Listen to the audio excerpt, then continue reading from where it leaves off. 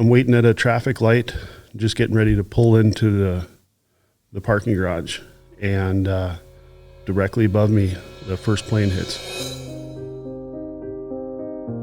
My car had a siren on it, and so I was able to use the siren and get over to the right. Carried a badge with a chain on it, put it on, grabbed a flashlight, a baton, a few other things, and started heading towards the front of the building that had just been hit. Did you have no comms or connectivity with any of the other Secret Service agents? We had a ton of medical equipment in our office because the United Nations was getting ready to happen, and so we had these things called FAT kits. Is there any level of doubt in your mind that 9/11 was anything other than what it's generally accepted to be by mainstream society? Remember I said question everything? Yeah. You should question everything.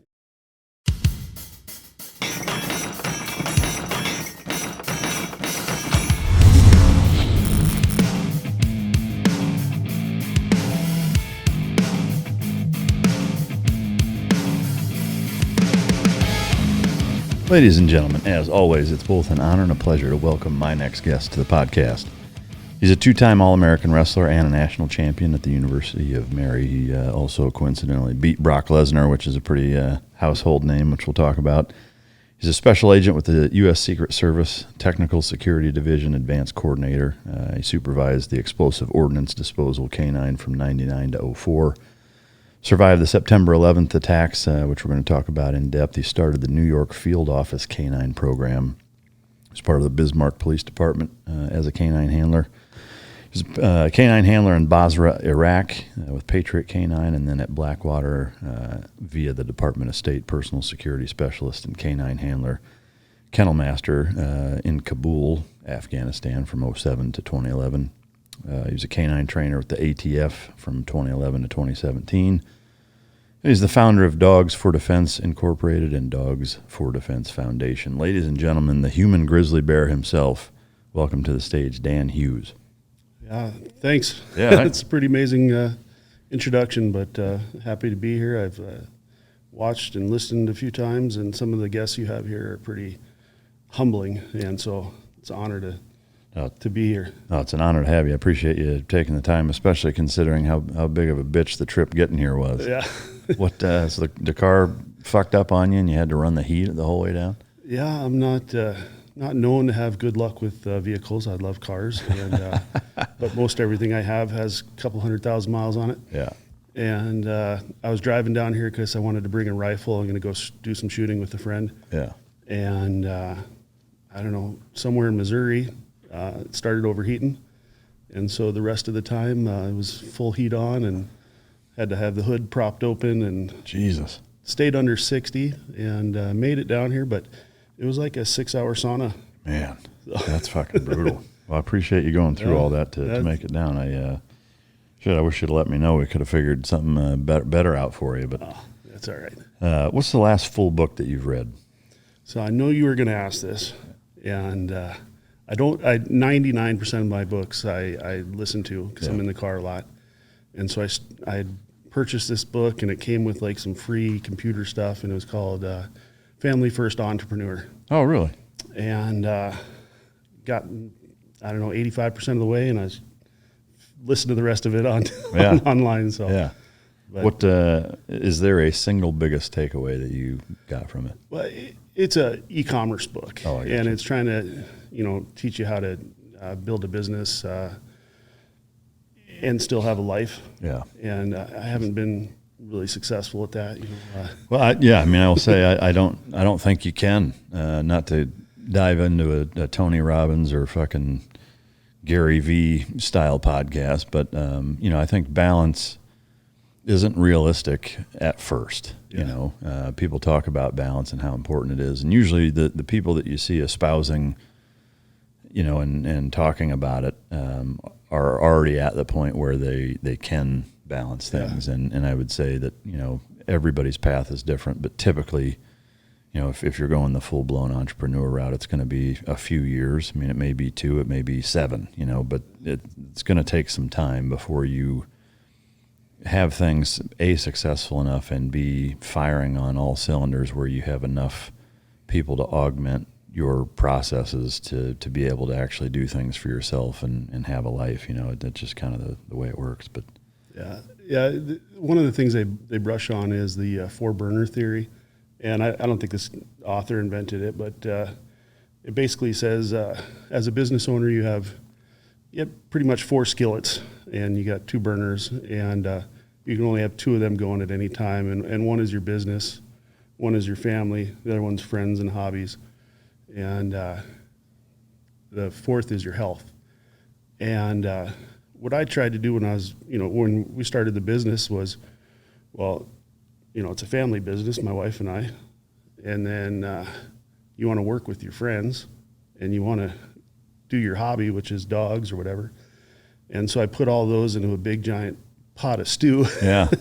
And it makes it really difficult to, push forward really hard on one and so, we've been doing it, I think this is our 18th year of business, and I still haven't figured it out yet, but working on it.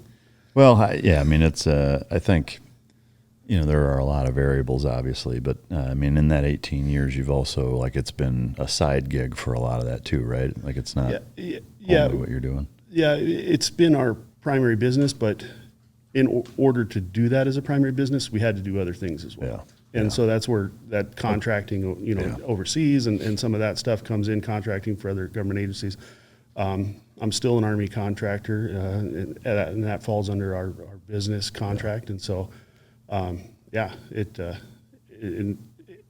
has to be the primary focus and day to day. But yeah.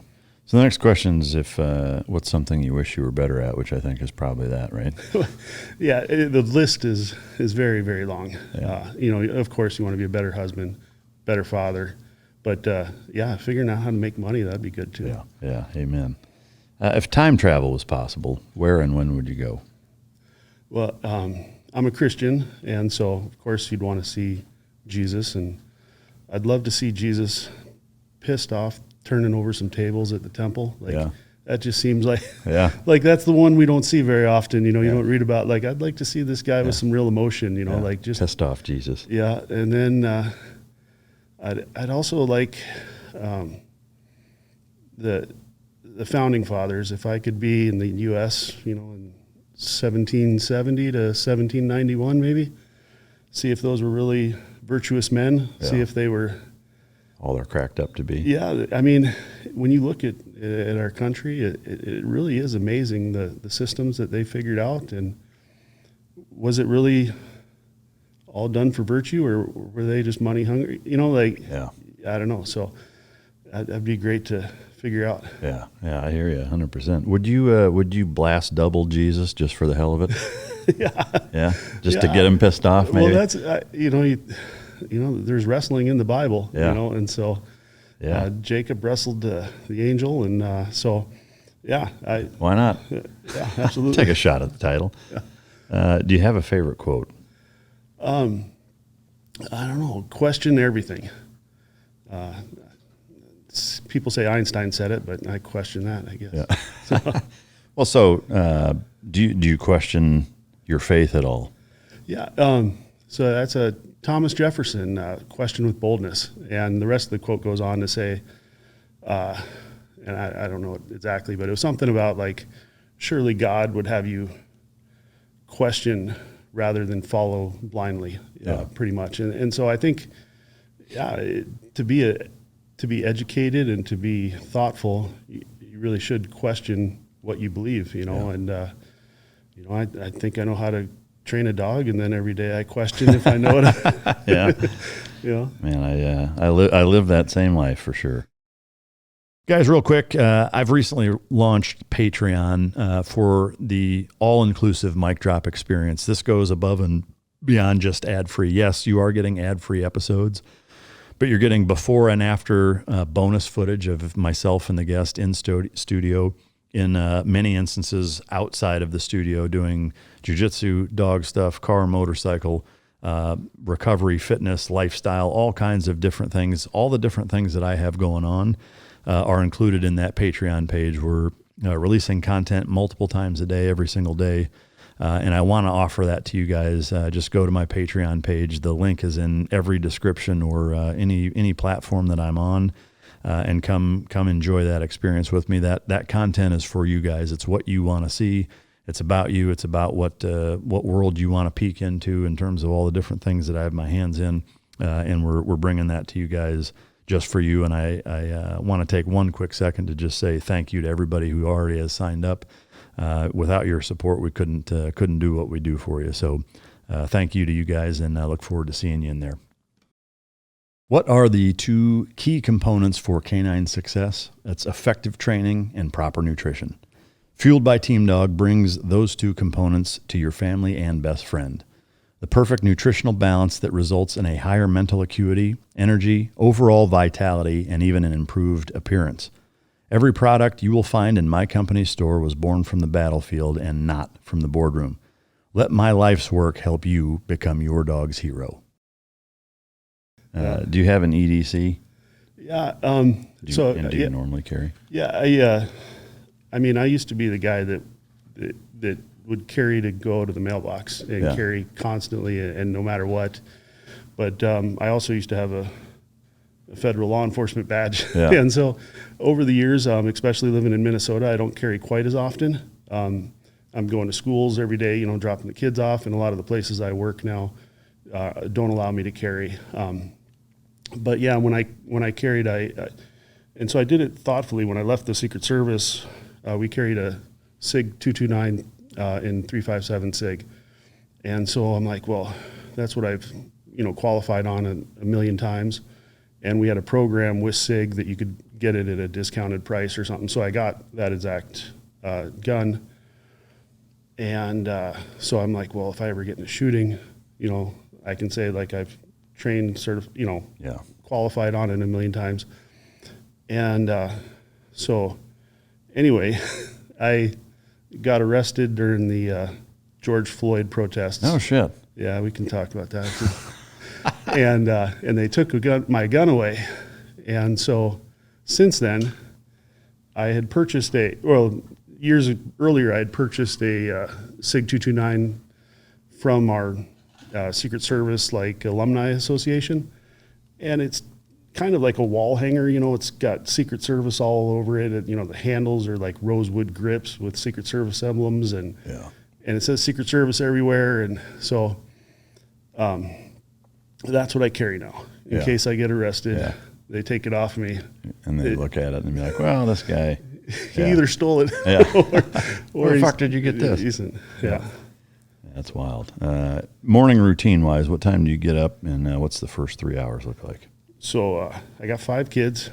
Oh, wow. Got dogs and cats and chaos. And, normally a couple days a week I'm out of the house spend the night somewhere or something like that. And so I got no morning routine. It's just chaos trying to get kids places. Normally there's a car broken down or two, trying to figure that out. My wife is an incredible juggler. Yeah. And she just tells me which ball to pick up. Yeah. And that's how we do it. I wish I had, maybe some routine. Check back in 10 years, maybe. We'll figure that out. What do you mind if I ask what the ages of your kids are? Yeah. See, this is a test, right? Oh, well, I'm just curious. Yeah. So my oldest, she's 19. She's back from college for the summer. I got a 16-year-old boy, a 14-year-old boy, 12-year-old girl, and a 9-year-old boy. Wow. Man, that's a handful for sure. Oh, yeah. And they're all in every sport, and just very active and always going 3 different ways. Yeah. Did you get well, any of them, but I guess especially the boys in wrestling young? Yeah. We they've been wrestling their whole lives, but it's a really fine balance. I've really struggled with, I'm sure you've seen it with parents that push way too hard. Yeah. And so typically what we would do is they would go to the youth wrestling practices and then maybe do 1 tournament a year, but kind of let them, if they wanted to do tournaments, I'd say, hey, there's a tournament this weekend, and let them let them kind of decide on what they wanted to do. And, honestly, it's really tough being a father and being a good father and trying to balance without pushing too hard. I think you want to give them the food to eat, but you don't want to force feed them, you know, and if they want it, then I'm there to help them and support them. But we'll see how they're still young men, and they're still growing, and we'll see what they want to do. Yeah. You're originally from Minnesota too, right? Or South Dakota? Yeah. So no, I got a really weird background. My parents moved a lot, and so I don't know if I can normally do it in order, but born in North Carolina, lived in Hawaii, California, Georgia, Florida, back to California, Oregon, back to Florida. And I think when I was doing my Secret Service background check, they want all your addresses. And I think I came up with 26 before I went to college. And we've been all over the country, and I'd seen like Dances with Wolves like 3 or 4 times in the theaters. Yeah. It was pretty awesome, and got an offer to go to college up there, and I saw it, and it was like Dances with Wolves. Yeah. And so I chose there, and I really love North Dakota. Really dislike Minnesota. Really? But I live in Minnesota, and someday we'll get out of there. Yeah. Why did you move so much as a kid? Well, that's a good question. Still haven't figured it out. My father is a Vietnam veteran. He was a Marine, wounded, and had that disability, and was able, again, it gave the family the freedom to move around. And I think they're on a quest looking for something. I'm not sure if they've ever found it. They still move around a lot. Really? And that's kind of how it's been. So there wasn't like it's for this job, we're moving here. It was just... Sometimes there, it seemed like there was, I'm sure for them, they thought they had a good reason for moving a lot, and it's pretty tough. We were dependents, and so we were often lived near a military base or something like that, and it was. But there's not a. Some people joke around witness protection, and I don't know. Was he on active duty for part of that, or just he was medically retired? Yeah, he was medically retired before I was born. He was in Vietnam in like 65. I gotcha. So then just having base privilege and whatever, he always wanted to be near a base. Yeah. I gotcha. Did you have siblings? Yeah, I have an older sister. She just retired as a commander not too long ago in the Navy. And then I've got a brother, and he right out of high school, he served as a Marine, and then I don't know, when he was like in his 40s, he joined the North Dakota National Guard, and then did some time in Solder City. So both of them are combat veterans. Oh, wow. And so, the whole family. Yeah, that's wild. That's really cool. As far as that dynamic growing up, I mean, moving that many times, you're never really settled in any one place, right? Yeah. And so friends are kind of not really a thing, I imagine, or? There's a couple times where we lived in an area a little bit longer, and you start to develop some friends. But as we get into canine, like the dog, I got my own dog. It was my dog when I was 10, and that dog followed me everywhere, and that was my best friend, and so that really helped. And so moving around, it's definitely a struggle. You lose some friends, but I still have some friends I met in at junior high era. That was pretty big, influential time. Oh wow. Similar with the wrestling. When did you start wrestling? Yeah. So moving all the time, I rode BMX bikes. Okay, because that's what your success in wrestling is both impressive and surprising with that kind of background. I mean, usually guys who are good, they start when they're 4. They're with a really good coach and club, and they're in one spot and practicing, and so like, when was the first time you started wrestling? Yeah, not till sophomore year in high school. Dude, that's crazy. Yeah, I rode BMX bikes, and then my bike got stolen, and then I went to skateboards, and then we moved up to Oregon as a freshman in high school, and there they had an incredible football team, so I got to see what a great coach was. But I was, I had never played football before, so I got to see an incredible program, but they didn't have wrestling.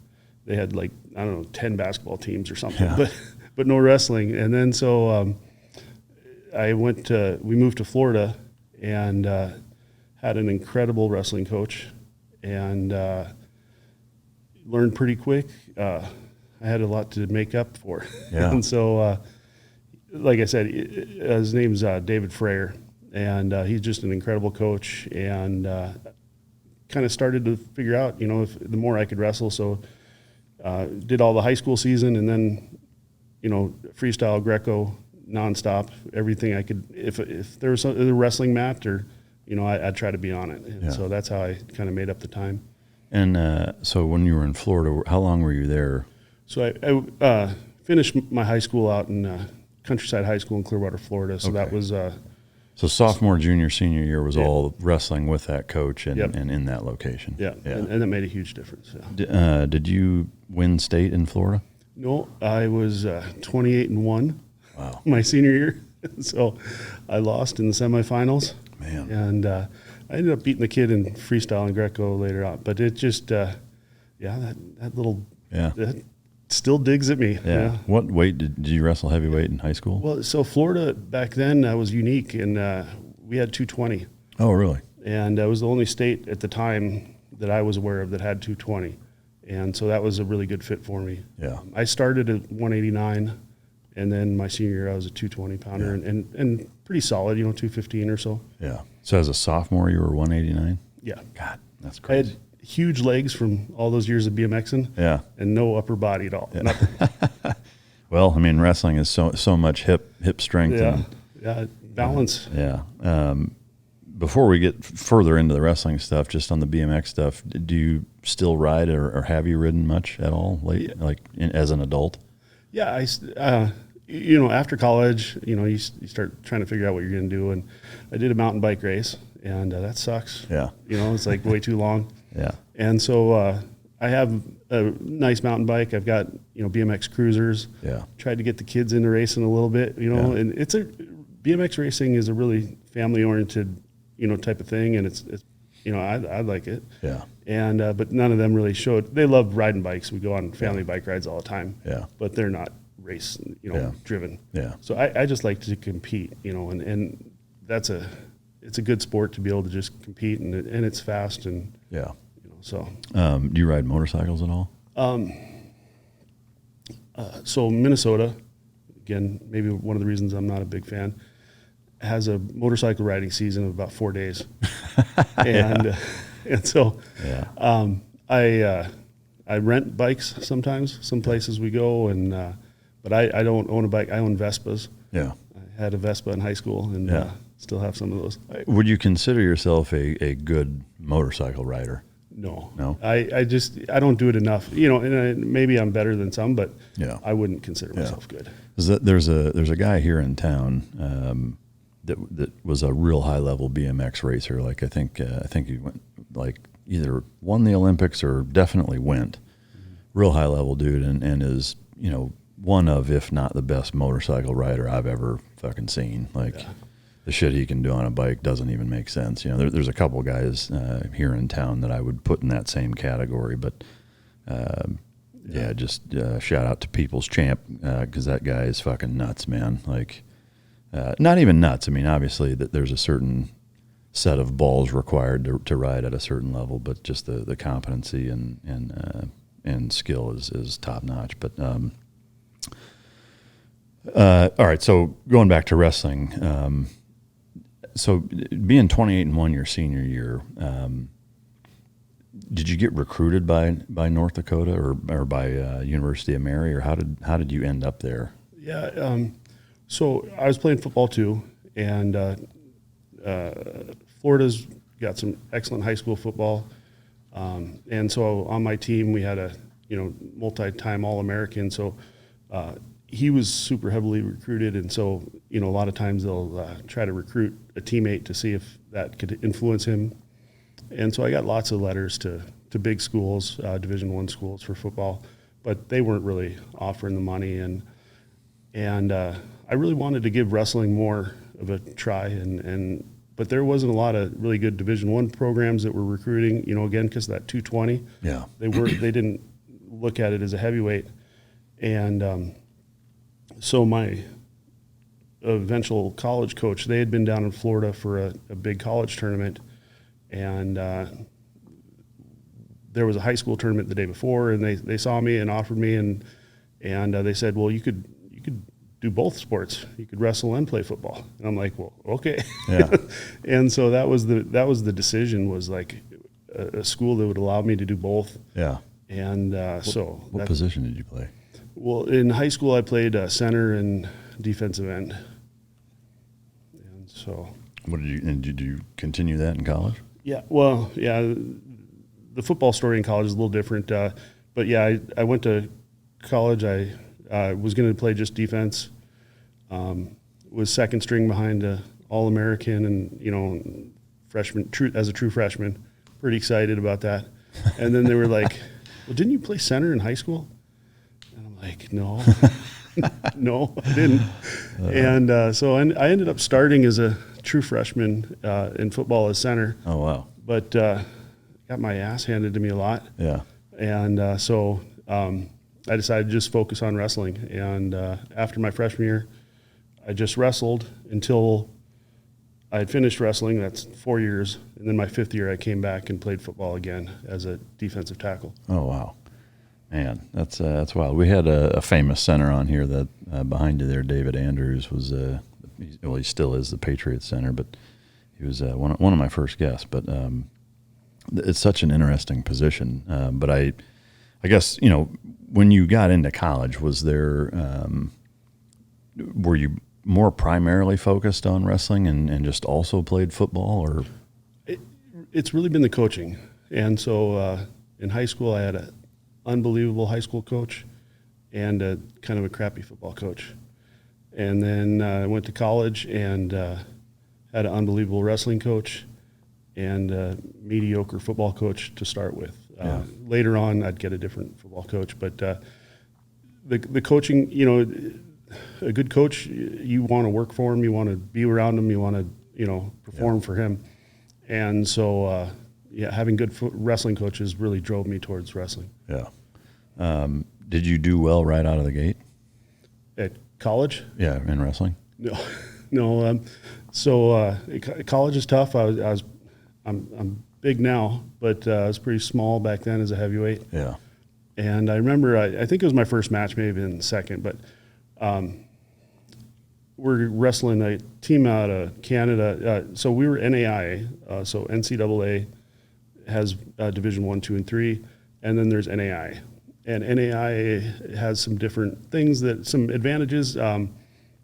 Now the school, University of Mary, where I went, is a Division 2. And so, but as NAIA schools, they had a lot more flexibility with offering scholarships. They're typically smaller schools, but yet you'd have some really tough competition in there. We had Canadian schools, and so you'd often have Olympians, the Canadian Olympians, like still in college, and you'd get guys on our team. We had several guys that had come off of the Marine Corps wrestling team and then wrestled for us. And so you just had a lot more flexibility. And so you had some, low-level competition, and then you had some super tough guys. Yeah. And I remember my first match, my coach is like, okay, he's a Canadian, and he's like, okay, this guy's going to come out, he's going to underhook you, and then he's going to head and arm you. And he's like, okay, and I'm like, okay. And that's pretty much what happened. It took you couldn't stop him. Yeah, it was like 12 seconds. I don't know, maybe 30 seconds. I don't know. But it was pretty bad. And so I wasn't a great wrestler, but I had a great coach, and it took a while to get better. Guys, as you know, I work with a number of different products. One that's easily the most near and dear to my heart from a cause standpoint and a personal relation standpoint is Bubs Naturals. The hat on the coffee table sitting right in front of me belonged to Glenn Doherty. It was a John Deere hat that I gave him. He had it when he tragically passed in Benghazi. And I was fortunate enough to get it back from one of the co-owners of Bubs. He sent it back to me to be able to keep. Bubs Naturals is a tribute to Glenn. He was one of everybody's, he's kind of that guy that was everybody's best friend. I met several people that considered him his best friend, and he was a guy that was impossible not to like, and just, caused happy waves that rippled through every community he was ever a part of. His nickname was Bub, and that's where Bubs Naturals comes from. But it's a lifestyle brand. It's inspired by Glenn. They give a ton to charity. They've donated over $200,000 to charitable causes since their inception in 2018. On Veterans Day, 100% of the proceeds go to the Glenn Doherty Memorial Foundation, which does phenomenal work helping active duty and children of lost active duty members go to college or scholarships that they've donated a ton, and they also are heavy into the recreation space of helping people do that, because that's what Bub was all about. They have collagen peptides, which I put into my morning routine every single morning, as well as the functional creamer / MCT oil that goes into it as well. They have hydrate or electrolyte drink mixes, which are great for pre-workout, during workout, and post-workout to get all the added sodium, potassium, magnesium, etc. that's required when you deplete it. And they now have Bubs Brew, which is a specialty organic coffee that is also very, very good. It's USDA organic, fair trade. It's Whole30 approved, which is the first time that's happened. It's free of yeast, mold, and aflatoxins. Small lot roasted, guaranteed fresh, and it tastes great.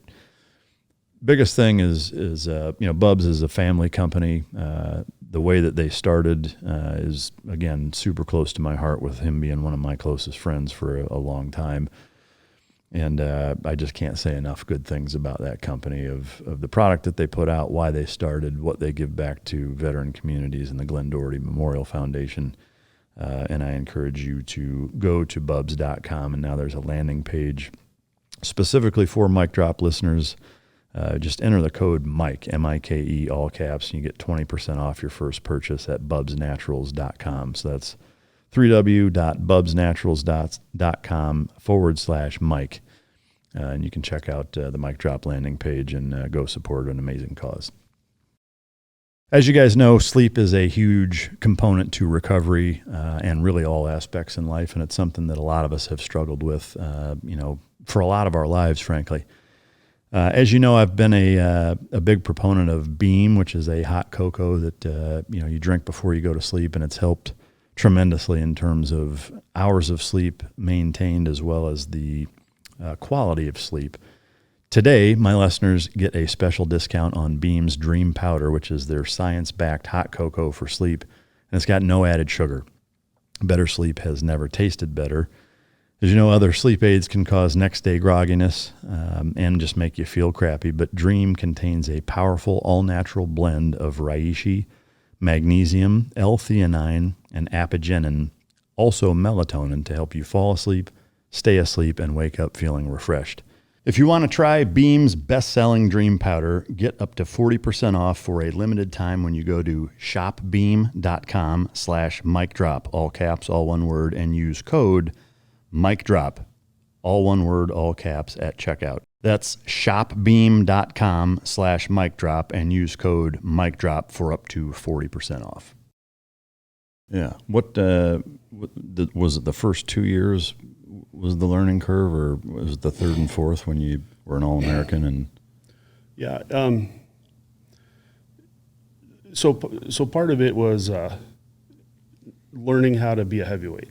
So heavyweight is different than other weight classes. And first couple years, had a guy that came off the Marine Corps wrestling team, a former Marine, and he was probably the meanest person ever. And he was my daily workout partner. Yeah. And he just beat the crap out of me. And I don't know if I learned a ton, but I learned how to not give up. He just choke you out for a couple hours and then jump on your back, and it was pretty painful.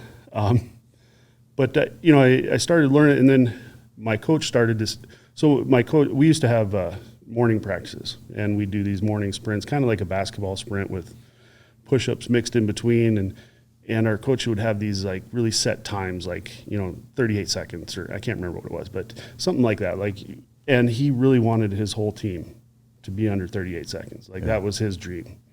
Well, the first couple of years I could do it, but I'm staying skinny and I'm staying, I'm not a good heavyweight. Yeah. And those last couple of years, he started to see, and we I don't know if we figured it out together, but heavyweights need to train a little differently. And so I would do the first 5 sprints and then go to the weight room. Yeah. And so we just started to learn how to train a heavyweight. And I got better and got some great workout partners that were heavyweights, and that made a huge difference. Yeah. And was it your junior year or senior year that you won the title? My senior year. Yeah. Were you undefeated that year? Or? No, I had we'd go to these tournaments, we'd go to these tournaments, and they're top Division I wrestlers and other, Division II national champions and stuff. And so I wasn't undefeated, and, you just try to peak at the right time. And, I didn't have a bad record. I really don't remember what it was. I remember I did get to wrestle that senior year. I think I wrestled the junior college national champion, Division III national champion, Division II national champion. It's a funny story. And then I ended up winning. But the Division II national champion is from South Dakota State, and we're wrestling in a tournament, and I'm beating him by, I think it was 4 points and 5 seconds left or something. And my coach is like, just cut him. There's no reason. And I'm like, I don't cut people, I ride people, And that was dumb. And so the kid hit a switch on me at the last second, got 2-point reversal, and then three near fall or whatever. And so he ended up beating me by a point. Oh, man. In the last couple seconds. And it's like, you know what? You listen to your coach. Yeah. So that was a good. Oh, that's brutal. Shit. Yeah, that's pretty funny. So does the NAIA have their own national champion or a tournament, I guess, for? Yep. And I think now things might have changed. It's been a long time. Yeah. And there was actually a time where NAIA, they would let all the teams eventually get to the Division I national, like you would be brought in as a spot, but no, we just did NAIA. So yeah, NAIA national champion is not nearly the same as a Division I national champion. I mean, to me, it's still a big fucking deal, though. Yeah. I mean, but at what point did you wrestle Brock? Oh, yeah. So Brock, he's a friend of mine, and he went to Bismarck Junior College, and so I think he's a year younger than me, or 2 years younger, or 2 years behind in school or whatever. And so there had been a handful of times that he'd come up and wrestle with us, because again, as a heavyweight, trying to get any body in there that's big and wrestle with. And so, but then it was my senior year, so probably his sophomore year, at the Fargo Open is where we wrestled, and I ended up beating him. But it was just on points, and just it was a good match. I mean, he was definitely smaller then. I was smaller, but he has always looked like a bodybuilder. Yeah. He just has that genetics, and looked incredible. But he got recruited to University of Minnesota, and he decided to go there the next year. Well, he didn't have grades or credits or whatever. He couldn't get into the University of Minnesota till second semester. And so I had stayed back and was coaching at the University of Mary, and he pretty much became our teammate.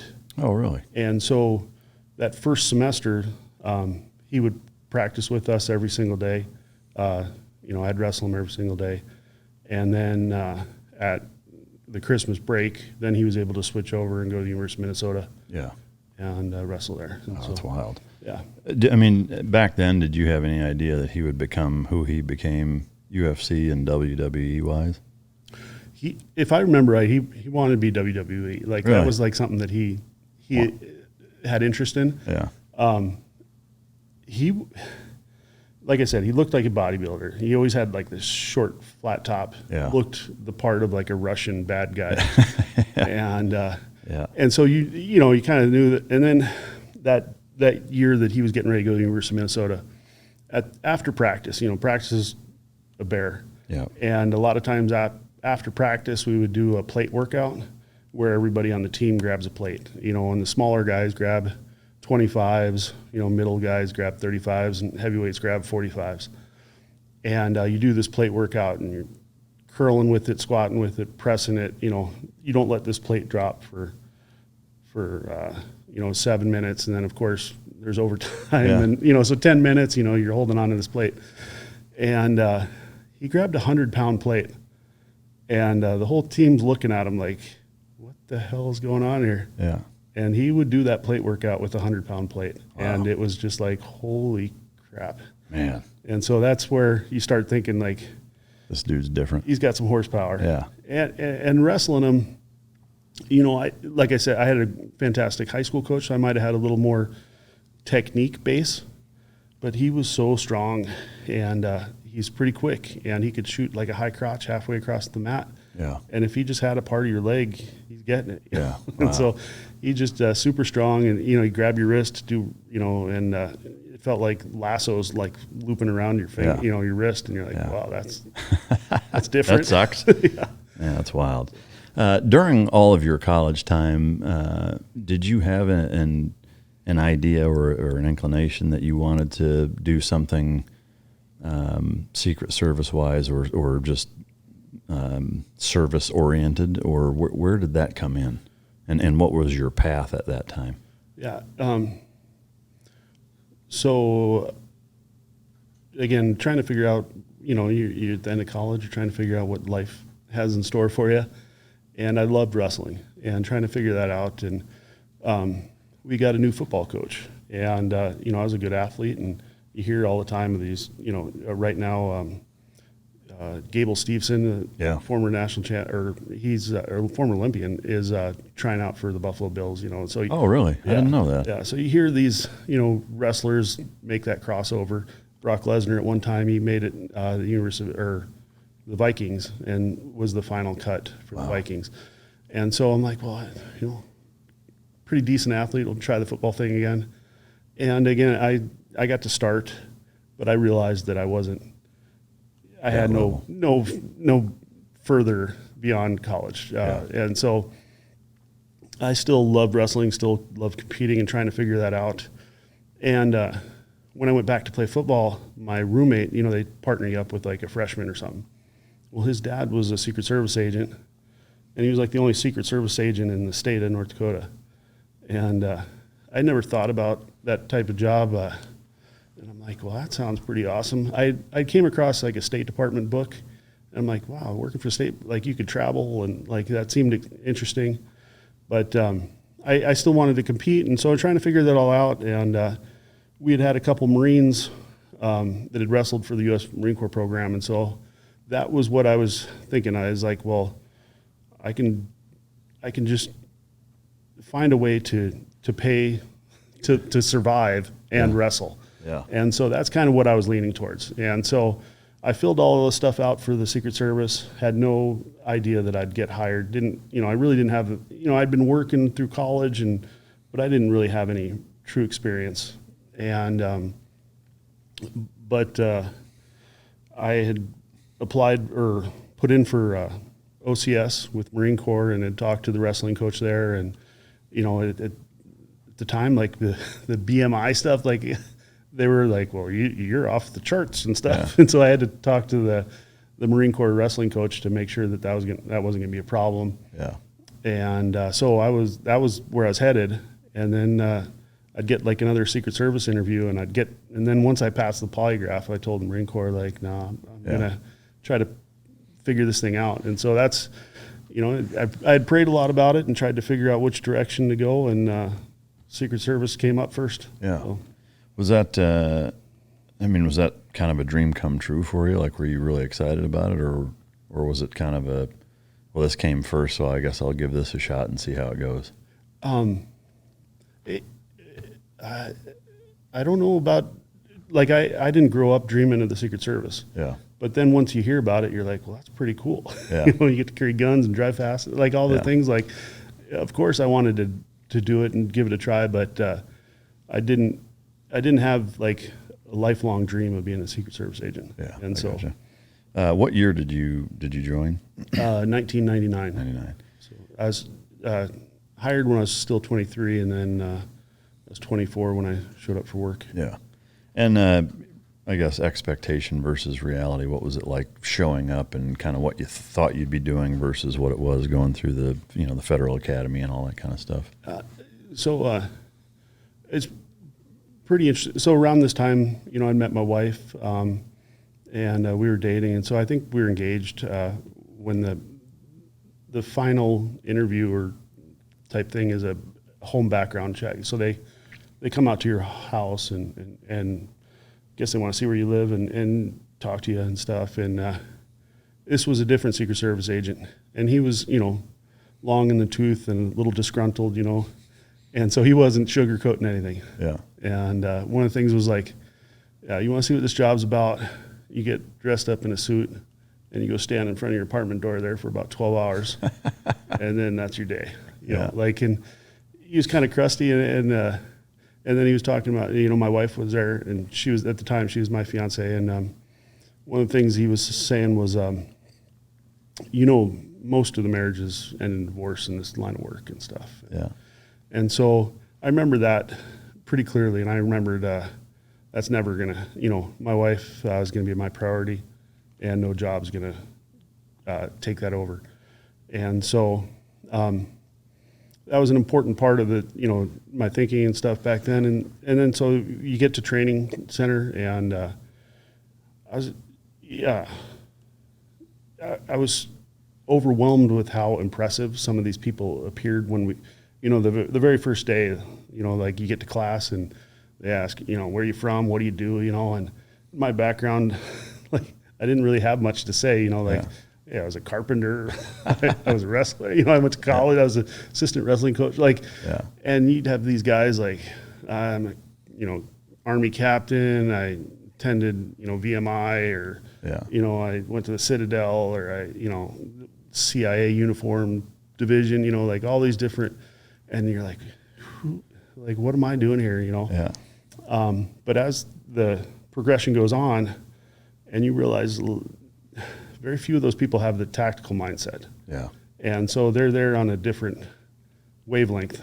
And so, I excelled at a lot of this stuff. I had never really shot, and I was pretty good at it, and I never did performance driving, and I was pretty good at it, and so like some of these things I just had a natural ability to do. And I think athletics makes a huge difference in that. And so that's, so I started to feel pretty comfortable pretty quick against these classmates and stuff. With, I have to ask what the first or any of the combatives training days were like.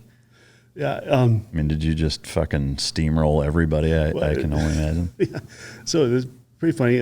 One of the guys that was in the class with me, another pretty young guy, he was a walk-on wrestler at Iowa. Oh, no shit. And he was good, and he could take combatives, and we did a lot with like the baton work, and so you'd hold a pad, but you get to hit a baton, hard and stuff, and and I got pulled out off to the side at one time, and I was told that I was going too hard in combative, and I know this guy didn't complain, right? Like, but he was my only partner, so I don't know who's complaining, but somebody said like, you're going like too hard, and you're like, well, this is, what do you think's going to happen? Yeah. Yeah. Like you know what it's going to be like in real life? You got to grab somebody. Yeah. Yeah. And so it's pretty interesting. I know, like, so you see some of that stuff and you're like, well, this may not be exactly what I think it should be. Yeah.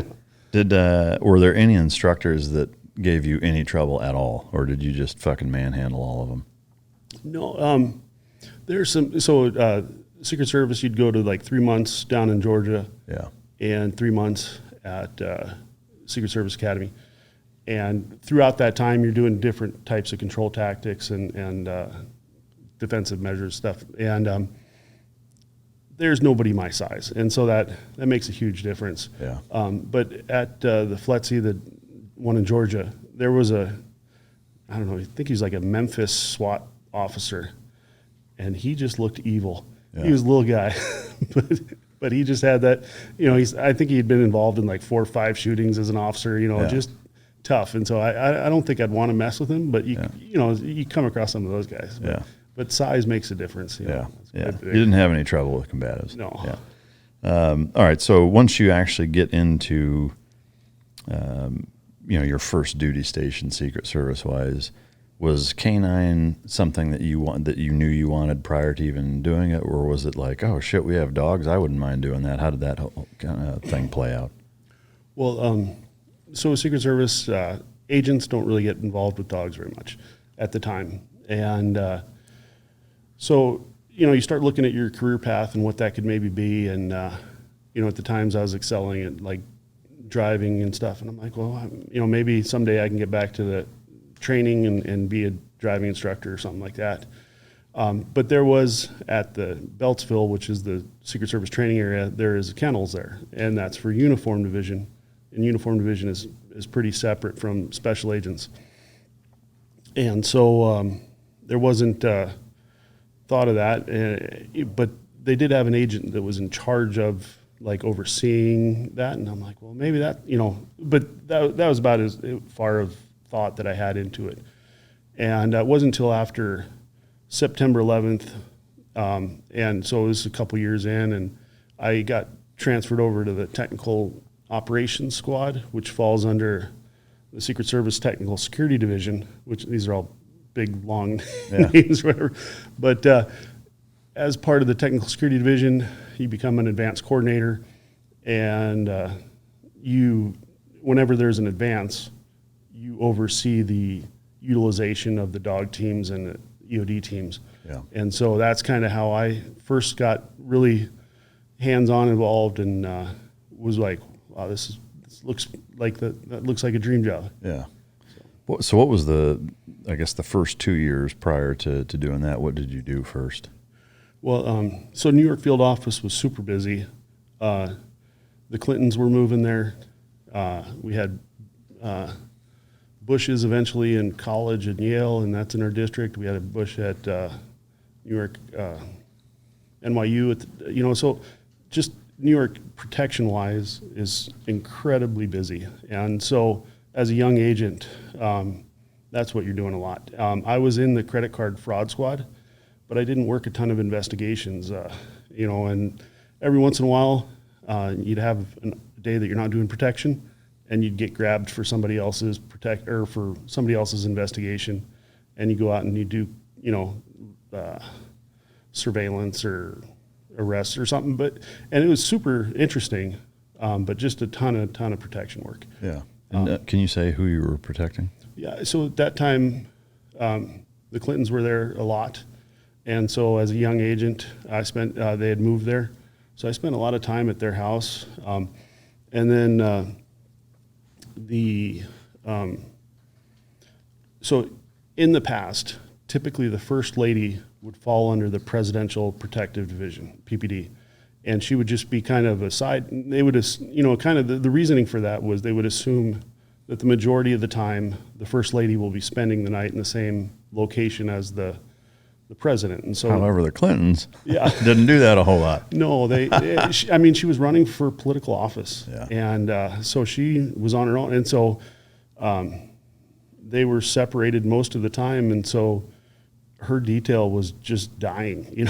Like they were way overworked. Yeah. And so out of the New York field office, we supplemented them a lot, and so I'd do weeks of just on the campaign trail with her. Oh, wow. And it was, brutal. Yeah. Yeah. So, I mean, I know you're bound to a little bit of some of it is a full-blown NDA kind of disclosure, but I know that there's kind of even an unwritten level of decorum between you guys in terms of how you talk about people. But I am curious. I mean, I've never met Hillary Clinton or her husband, but was there ever like a vibe that you got from her that she was a pain in the ass, or like did she ever treat any of you guys shitty?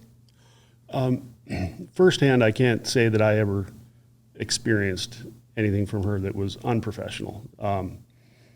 She worked incredibly hard, so that made our job hard. You know what I mean? Like she would, like when she was campaigning, like she would put in 18-hour days, you know, and we would be, you know, and so as an agent, you're always working a few extra hours over beyond.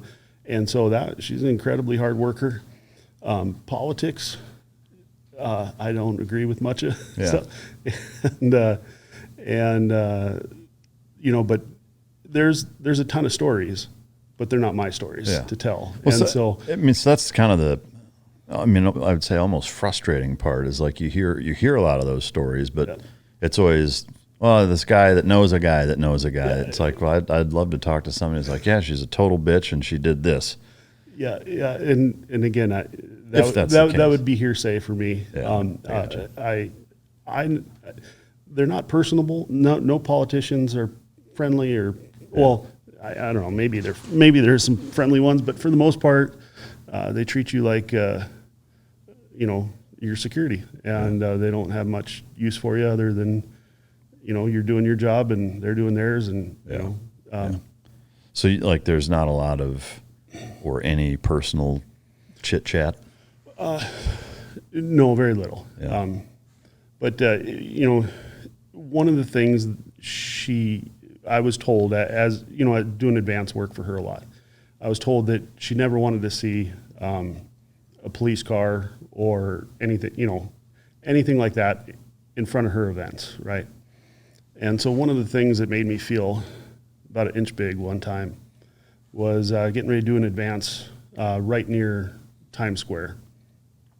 And again, you know, I've got this in mind that can't be any police around, and you know, it's super hard to find parking and stuff, you know, and I need two spots. I need a spot for the limo, and I need a spot for the follow-up. And so, you know, I'd keep cones in my car or whatever, and you know, you're doing the whole advance, you know, just by yourself.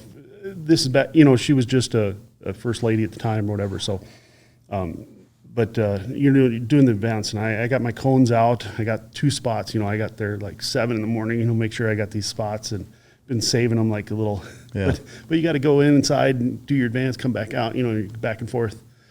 And about, I don't know, minute out, there's a police officer doing police officer stuff, like a real job. Yeah.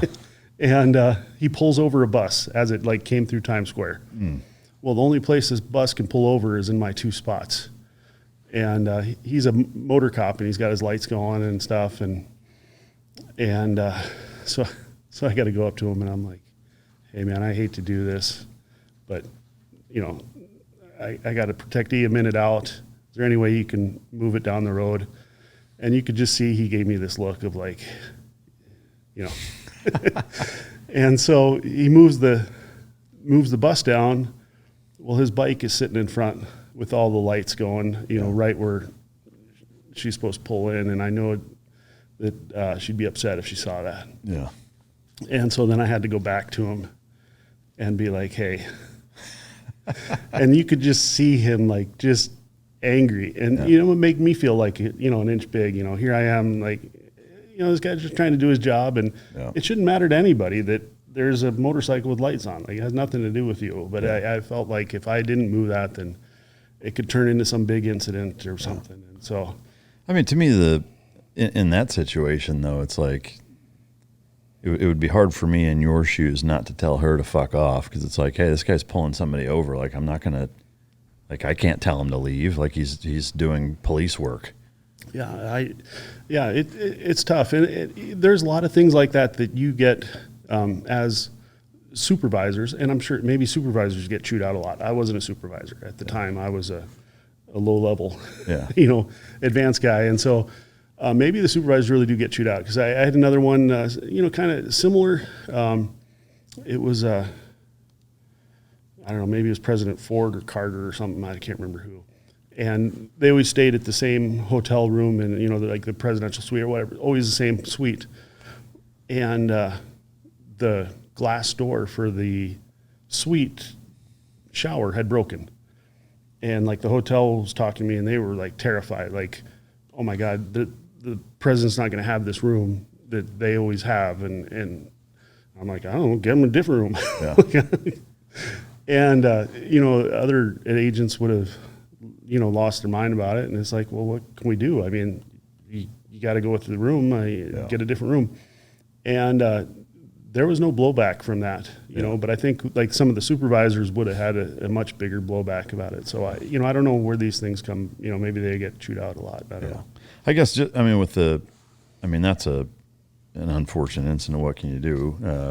To me, the police thing, though, it's like, for Hillary, it's like your preference doesn't trump the law, and like, to me, that's what you're asking. Basically, you're saying like, hey, just let this fucking bus go because she doesn't want to see something. Yeah. Fuck that. All right. So the first 2 years you did that. One kind of a logistics thing, I am curious that in talking about the Clintons, there's been some stories, rumors, I don't know how accurate they are. It seems like they're accurate, but of trips that Bill took to Epstein Island. Would that be possible? Like for him after being president, can he dismiss Secret Service and be like, I'm going and doing this alone, fucking beat it? Like, or is there an obligation that he can't get rid of? No, they can sign off a protection. Oh, really? Yeah, I as a president, you can't, but as a former, you can. Nixon never had any protection after he was president. He signed off. Really? Yeah. But is that something that if you sign off, it's like, okay, you're done then? You can't pick and choose? Or no, I think you can sign off for a day or whatever. I have no knowledge of anything about Epstein Island or everybody's staying away from it. No, I have no idea. Yeah. I guess I'm just curious, like thinking of it from the logistics standpoint of if he, if his name's on the manifest or if there's, proof that he's been on a bunch of flights there, could he have dismissed Secret Service? Would he have? I mean, I would assume he probably did if that's the case. But yeah, I wasn't on his detail. I did do his detail a couple times. They would plus it up. Yeah. I remember, I don't know, I must have did a 2 or 3 week stint with him as an agent, assigned to the detail. But again, I was an extra. And so, I wasn't that close to him. But we just traveled around for a couple of weeks, and I don't know, we went golfing in Vegas and we went, a few other places, but nothing out of the ordinary. Yeah. And so. Yeah. All right. So as far as when 9/11 happened and you were in close proximity to that, if we could, I'd love for you to walk through 9/11 from your experience, where you were at, and kind of tell your story. I worked at the World Trade Center, so our office was at 7 World Trade, and so that was our, if we were doing anything daily, that would be our office. And so the United Nations was just about to happen, and so we're doing a lot of prep work for that. I was going to be doing the lead advance for the Princess Nora, I think it is, of Jordan. And so I was going to go in the office for a while, and then I had a meeting at the consulate later to discuss, the advance. And so I lived in New Jersey and would come through the Lincoln Tunnel and, typical New York, it probably took me an hour and a half to get through this stupid tunnel or whatever. Yeah. But I got onto the West Side Highway, and it's a straight shot down to the Trade Center. And it was super rare to have just a beautiful day like that. Very low humidity. I rolled the windows down and was, taking it in. After a sticky summer, like those days where there's low humidity and it seems nice, like not very many. And just enjoying the weather and just driving down the highway. And the way the parking garage worked for the Trade Center was the entrance was in the middle of the road. And so I'm waiting at a traffic light, just getting ready to pull into the parking garage. And directly above me, the first plane hits. So you saw it? No. You just feel it. Yeah. And so, I'm like gripping my steering wheel and I'm bent under, and you're just like, what and immediately, like instantly, like I looked up and you could see, this hole and debris falling out. And, I didn't know it was an airplane at the time, but I knew it was something terrible had happened. So with that first one, did you have a spidey sense of that it was nefarious, or did you think it was just a fucking horrible accident? I probably assumed it was something bad. Yeah. I don't know.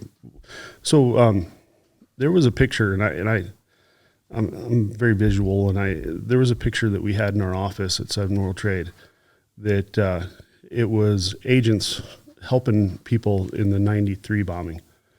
And I that was like front of mind, like I always thought about that. And, you work in this trade center and you're like, well, this is a pretty amazing place. And I think they said like 60,000 people would work there during the day or something, just an amazing place. And I remember looking at this picture all the time of the first bombing. And so when that first plane hit, I didn't know what happened, but I just assumed it was bad. It wasn't good. And so my car had a siren on it, and so I was able to use the siren and get over to the right, and I just started grabbing stuff out of my bag, carried a badge with a chain on it, put it on, grabbed a flashlight, a baton, a few other things, and started heading towards the front of the building that had just been hit. And, it had taken me not even, 30 seconds, grab stuff out of the car and head over there. Had to jump over a Jersey barrier because I was on the middle of the road or whatever.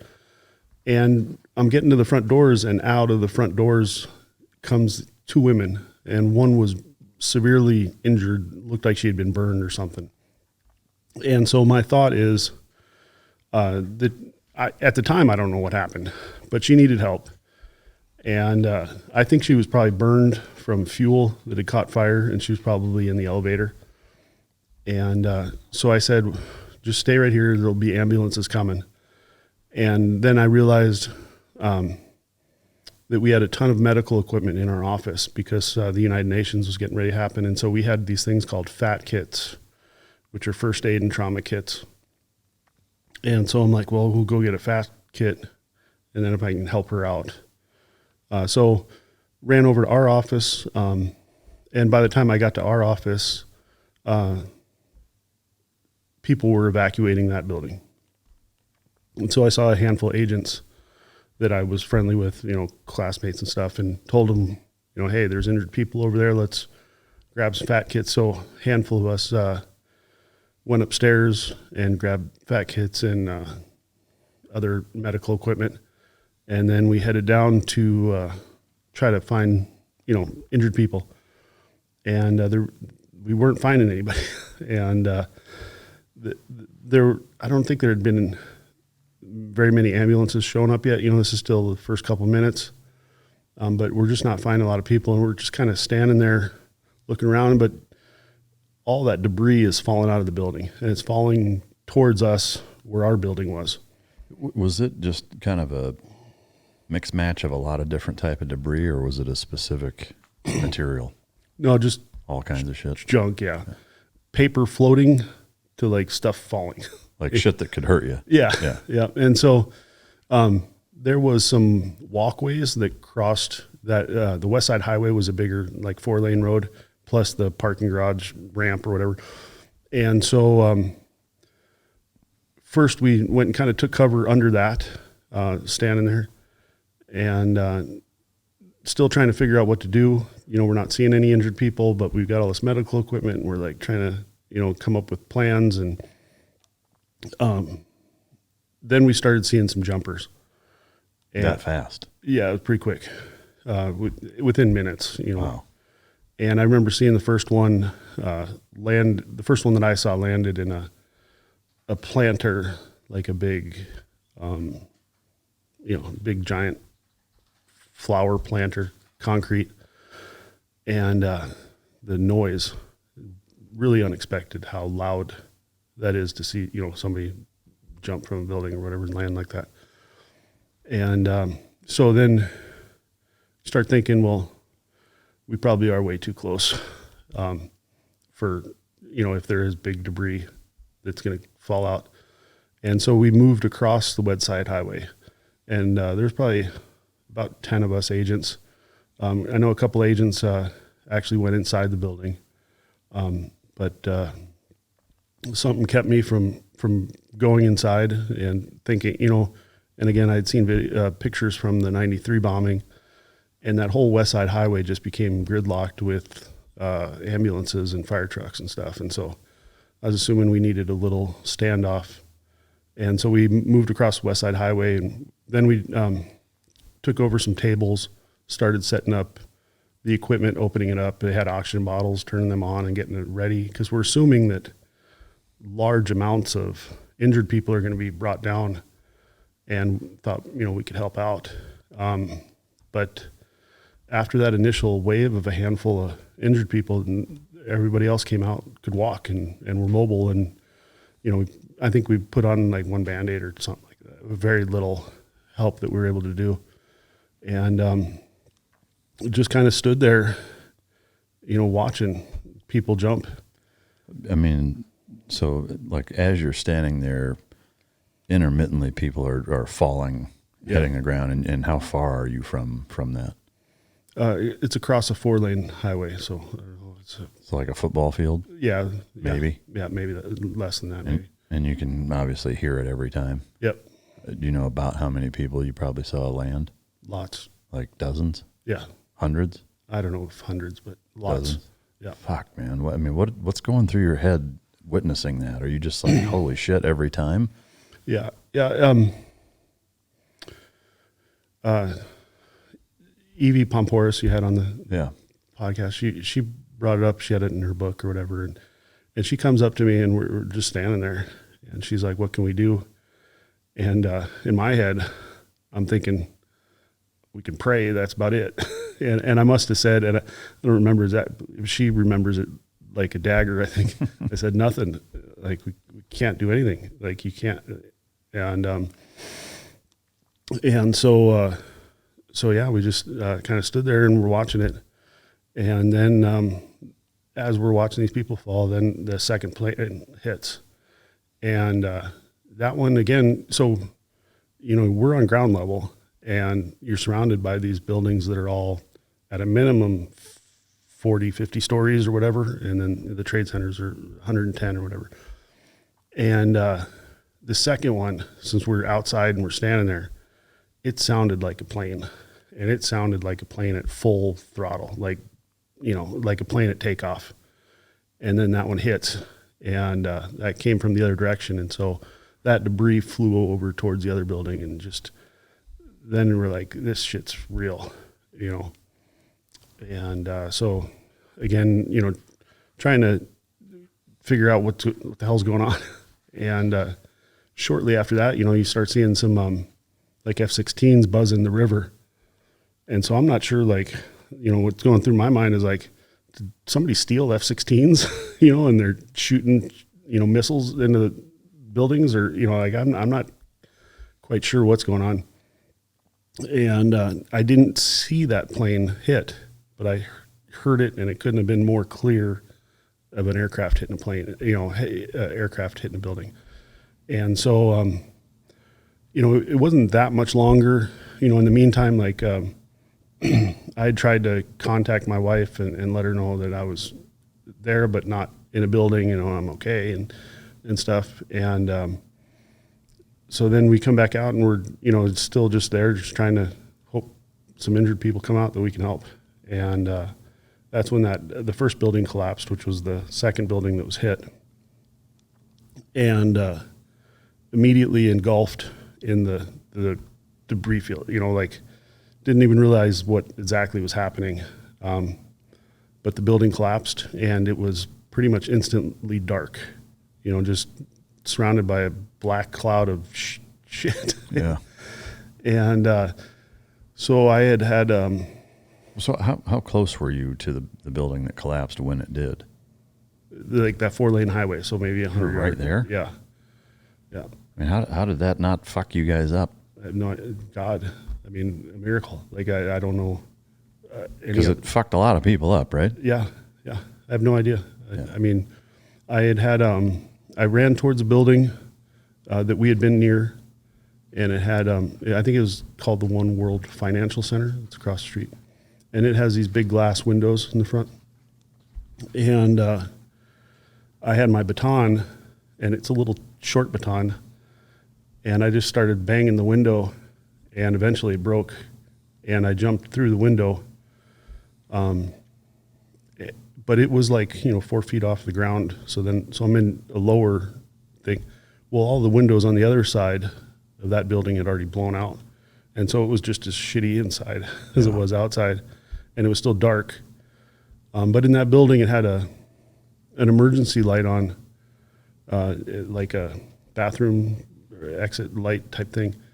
So I kind of worked my way over there, and still couldn't see people, couldn't see anything other than sort of like this little light. Then I got over there, and there's some people there, but I don't know, we're all choking and, just, so I'm like, well, this isn't good. So I kind of went back and crawled out the window that I had just came in, and started, following the edge of the building, and got to where, then you could maybe see on the other side of the building, 5 feet in front of you or so. Found a little bodega type thing, sold stuff, and so I went in there and remember grabbing the first thing I could grab was an orange juice, and drank that to get the crap out of my mouth and stuff, and drank the orange juice and just started moving again. And then by now you could see maybe 5-10 feet in front of you, and so then I'm like, well, we need our gear. And so all the agents I was with, there's probably at least 10 of us, maybe 12 or more, I don't know.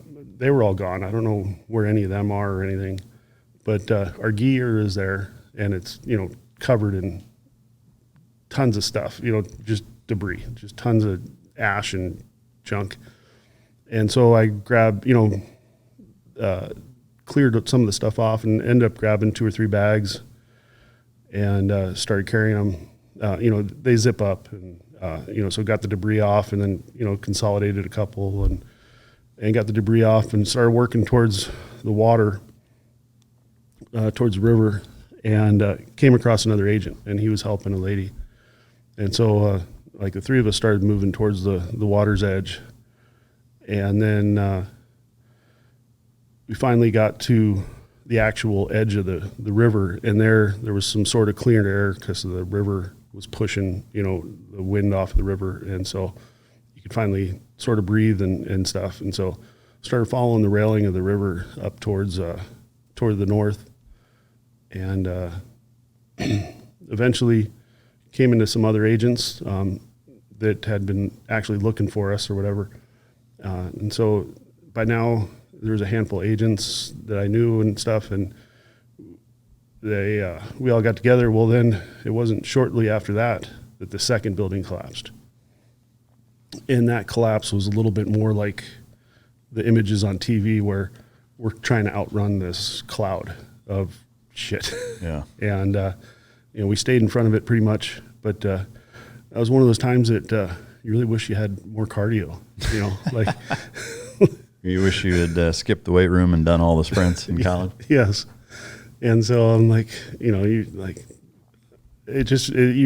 thinking like, I'm not going to die from a cloud of shit chasing me down. And so you things that go through your mind as you're running away from stuff, Yeah. And then, eventually got to a high school that was pretty nearby, still intact. That was our first kind of area that, I was able to wash my face off a little bit and recover. But then there was a lot of talk about like gas pipes leaking, and everybody thought the whole place was going to blow up. So kind of evacuated from there. Eventually worked my way up to a pier where a lot of the agents had collected, and got there, and some of the agents had worked on getting U.S. Park Police, had some boats, and they started grabbing us and moving us around and stuff. So, wow. But yeah. Taking a couple steps back. So Sure. when the second plane hit, you said you didn't see it, but you felt it and heard it. And did you look up and see the plume of that fireball off the backside, or where were you in relation to where it was? Were you not in line of sight to see any of the building? No, I was looking at the building, but I'm looking at like a front side, and it hit the side. Okay. And so definitely saw stuff coming out the other side. Yeah. But didn't see the actual plane enter. Yeah. And so I knew it was that building that was struck. I knew, bad things had happened to that building. Yeah. It seems.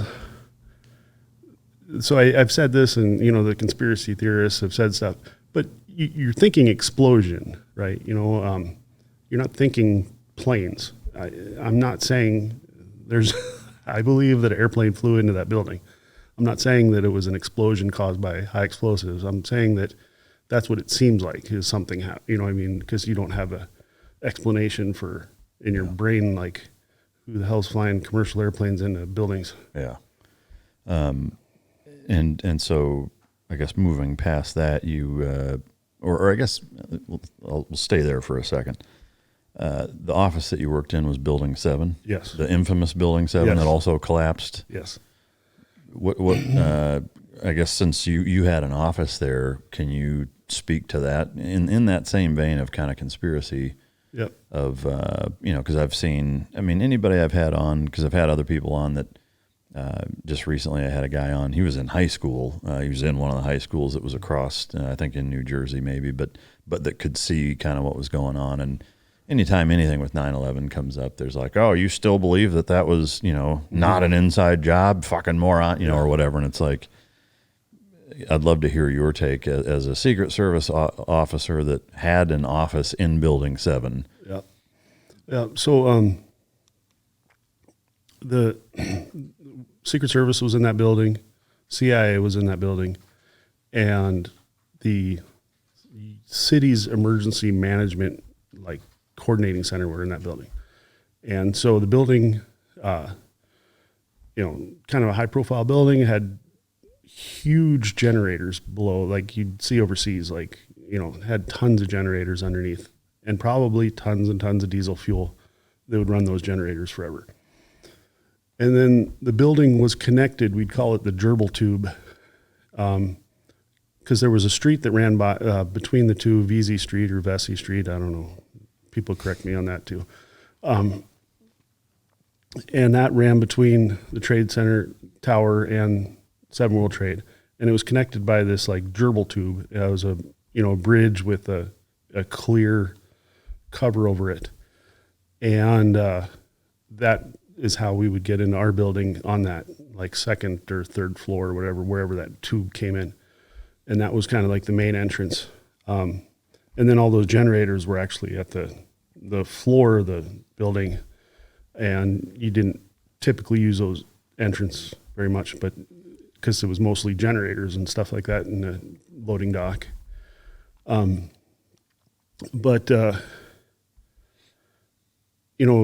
As I look at pictures, I think our floors were 7 or 8 or 8 or 9 or something like that, sort of lower. But I remember them having it, watching on video from the back, because there's no pictures of the front. Ours were burning pretty good. We had a lot of ammo there. The UN was about ready to go on, and so we had probably plenty of ammo. So I don't know. I know 2 of the last people that were in that building. The one guy I trust more than anything. The other guy, not so much. Oh, really? Does he know that?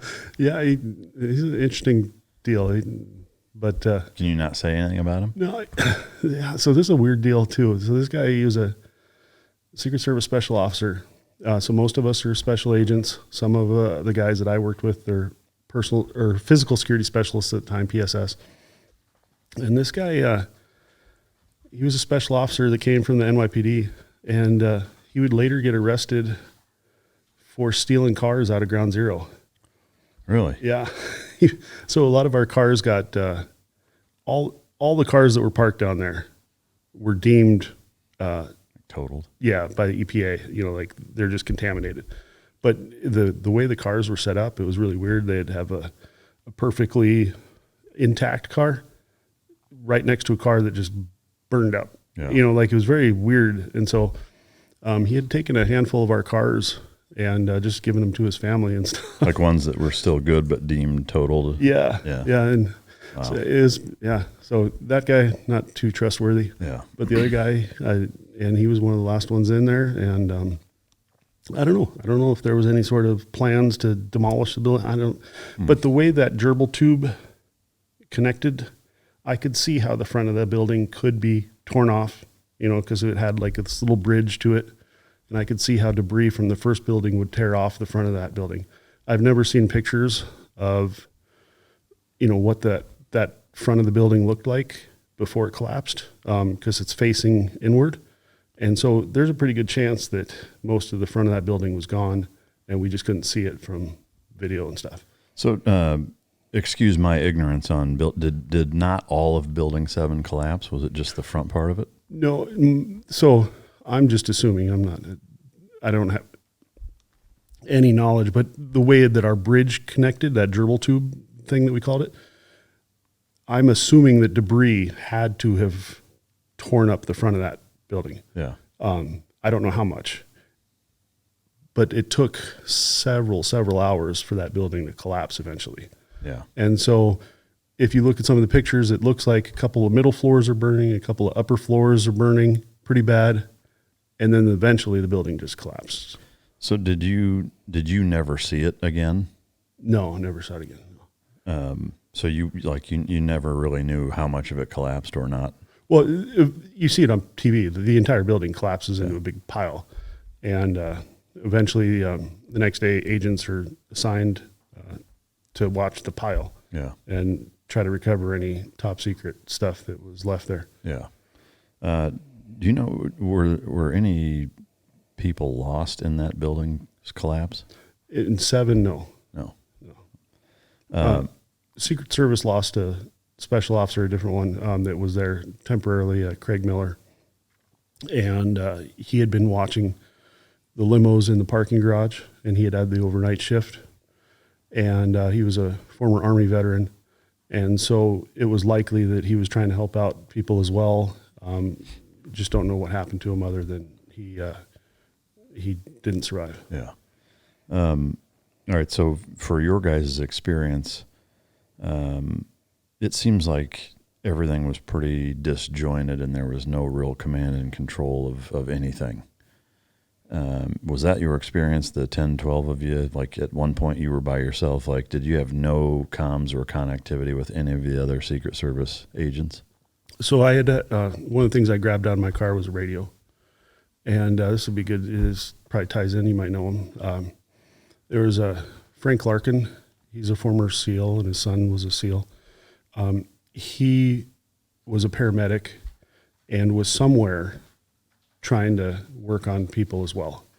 And so initially I had the handheld radio, and I was trying to connect with Frank Larkin, who was somewhere. Yeah. And eventually a supervisor took my radio. Oh, okay. And so I don't know, but there was no coordinated response. It was just chaos. Yeah. And so I was trying to connect with the guy that was actually a paramedic that knew more than I did, that, had experience and stuff. And so I don't know Frank's story where he was exactly, but he was down there as well, but just in a different area, a different side of the building or something. Yeah. All right. So once the second building collapses and you're running from that, you make your way down to the water where there's at least some air, sort of. How long did that day or days, like at what point did you go home and finish things up? And if you can kind of chronologically walk us through from when you made it to the riverbank after the second building until you finally went home. Yeah. Time-wise, I don't know, it was hours and hours, but I don't know exactly what. Kind of lost track of time there, but we had got to this high school down there. I think it's Stuyvesant High School or something. And had been down there and got cleaned up. And then, again, kind of forced to evacuate all of lower Manhattan. And it was a long walk to the pier. So this is, we had text pagers back then. Yeah. And no cell phones existed, but I didn't have one. And, a few people did. And they probably weren't working because the cell towers were gone and stuff too. So, but these text pages, we were getting text pages every once in a while, and it would say like, go to this place. And so DC was able to send us text pages. And so that's where I'd kind of known to go to this pier. And it must have been a couple mile walk, or at least a mile and a half or something. And we had found some other medical equipment, and you don't know why you're doing stuff. It doesn't make sense, but like every time I'd see like medical equipment or gear or something, I'm grabbing it and trying to bring it with us, because I assume that there's, and I remember commandeering a hand truck, and then I got all this gear and stuff on a hand truck. And I don't know. I wish I would have grabbed a bunch of MP5s instead of some gear. Or some vehicles like your buddy. Yeah. Yeah. Yeah. So anyway, get that gear and get up to this pier, and then you get there, and then that's where, so that was the first time I had seen like one of the agents that I was really with down there, and that was Evie Pomporis. And I see her at the pier, and then it's just like, wow, that, like, then you're like, not everybody died, at this time, like you're thinking like everybody's probably dead that you were with. And she was there, and it's like, wow, this, other people made it too. Yeah. And so then you start seeing it. And then there was a lot of the people that had evacuated the office earlier that just hadn't stayed down near the buildings. And so a lot of the administrative people and stuff like that were up at this pier, and a handful of bosses were kind of running stuff. What did you guys say to each other when you linked back up? I don't know. It's just all kind of overwhelming, and it's kind of about, trying to get, I was still at some point it was when I went through that window. I had cut my arm up pretty good, and so I had been bleeding from that, and so still just trying to get that cleaned up and get cleaned up myself. That pier that we were at had a restaurant. They gave me a shirt, and so appreciate that. Do you remember the restaurant name? No, it's like something like 56 or something. I think it was named after the pier or something. They're not in business anymore, I don't think. But, appreciate somebody giving me a shirt. Yeah. And so, just try to get cleaned up a little bit, get some of the debris off of me and stuff. And, but yeah, we got boats, and, kind of the U.S. Park Police gave us a ride over to New Jersey. And then it was the ferry terminal. And so it was pretty easy to get from the Weehawken ferry terminal to Hoboken, where a friend had lived. And we get into Hoboken, and it sits on the water directly across from the Trade Center. And again, it was a super beautiful day. And it was such an odd experience because,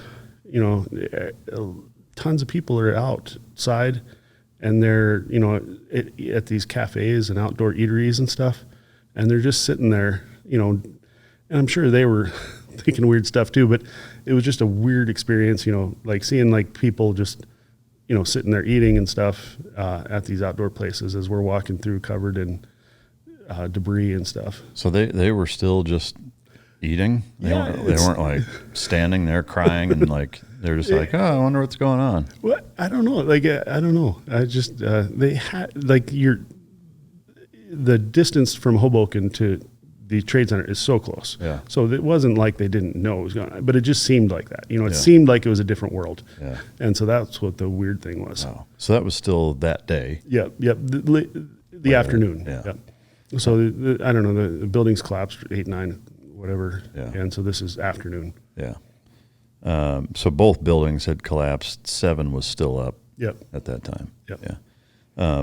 When you guys rendezvoused at the pier, was there a person in charge of you guys that said, okay, this is what we're going to do, this is the plan, go home, check in at the, like, was there any kind of direction like that, or was it just cockroaches scurrying? Somebody had gotten these boats, the park police involved, help us get Yeah. rides. That was it. That was the level of coordination that had been done. To me, it's surprising. Yeah.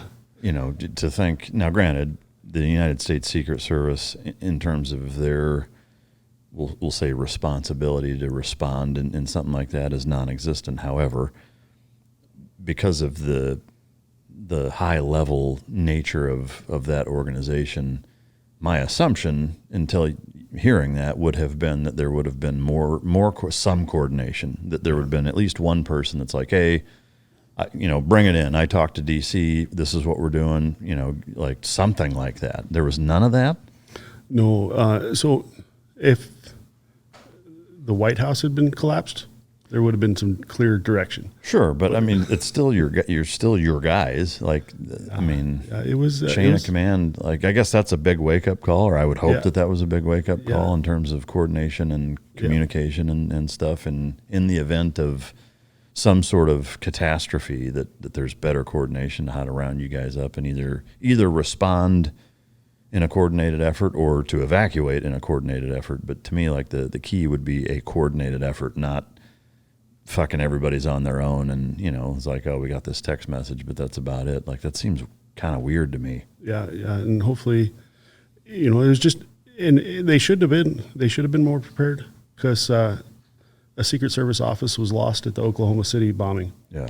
And so there should have been, and the first Trade Center attack, was in '93. And so some of our agents were part of that and injured in that and stuff. Yeah. And so, they absolutely should have had more coordination. There should have been more deliberate, setups and places to relocate. And if it wasn't for that text pager, I don't know what where I would have ended up, just wandered around enough. Yeah. All right. So in Building 7, you said there was Secret Service, there was CIA, there was city utility coordination. Yeah, it was the emergency management center for the entire city of New York. So that's where, when stuff went bad, that's where the mayor would go and coordinate stuff. And so that's why it had all those generators. That's why it had fuel to run for days. Yeah. Is there any level of doubt in your mind that 9/11 was anything other than what it's generally accepted to be by mainstream society? I think, remember I said question everything? Yeah. You should question everything. And so I assume that it is what it is, but I have no idea. Yeah. I don't. I mean, if you were to say yes or no, do you have doubts that it went down the way that it's officially described to have gone down? I don't know. There absolutely there was intelligence. There's other things going on that I didn't know about as low level Secret Service agent. Yeah. And so I don't know. I don't know what the plan was. Talk about it a little later. I made an arrest afterwards of a Egyptian male that I believe knew something ahead of time. So who was part of what? Oh, so after the September 11th thing is over, we're all assigned different roles and stuff, and so I was quickly assigned to the JTTF task force because I was at the credit card fraud squad. We weren't, and so JTTF had set up in like a parking garage nearby, and just a multi-level parking garage, and everybody's thrown in there that you could ever imagine, as far as like every possible federal agency was there, including the United States attorneys and the FBI directors walking around constantly and stuff. And so just everybody's in there. There's desks everywhere, and on your desk it's got U.S. Secret Service or whatever. And they were giving us lead sheets of like, go out and investigate this stuff. And again, we're just all thrown together. And so I was put on like a group, and I was a Secret Service agent. There was another Secret Service agent, but he was out of the airport office, the JFK office. And I didn't know him very well. We never worked together on case or anything, but I'd seen him around with, stuff. And then like there's a, state police officer and a city police officer. And so like, I don't know, 6 of us or something. We're, you're a team and you're given these lead sheets and you go out and you talk to people. And this person, we go out, he's an Egyptian male. And I don't know exactly how the lead came in.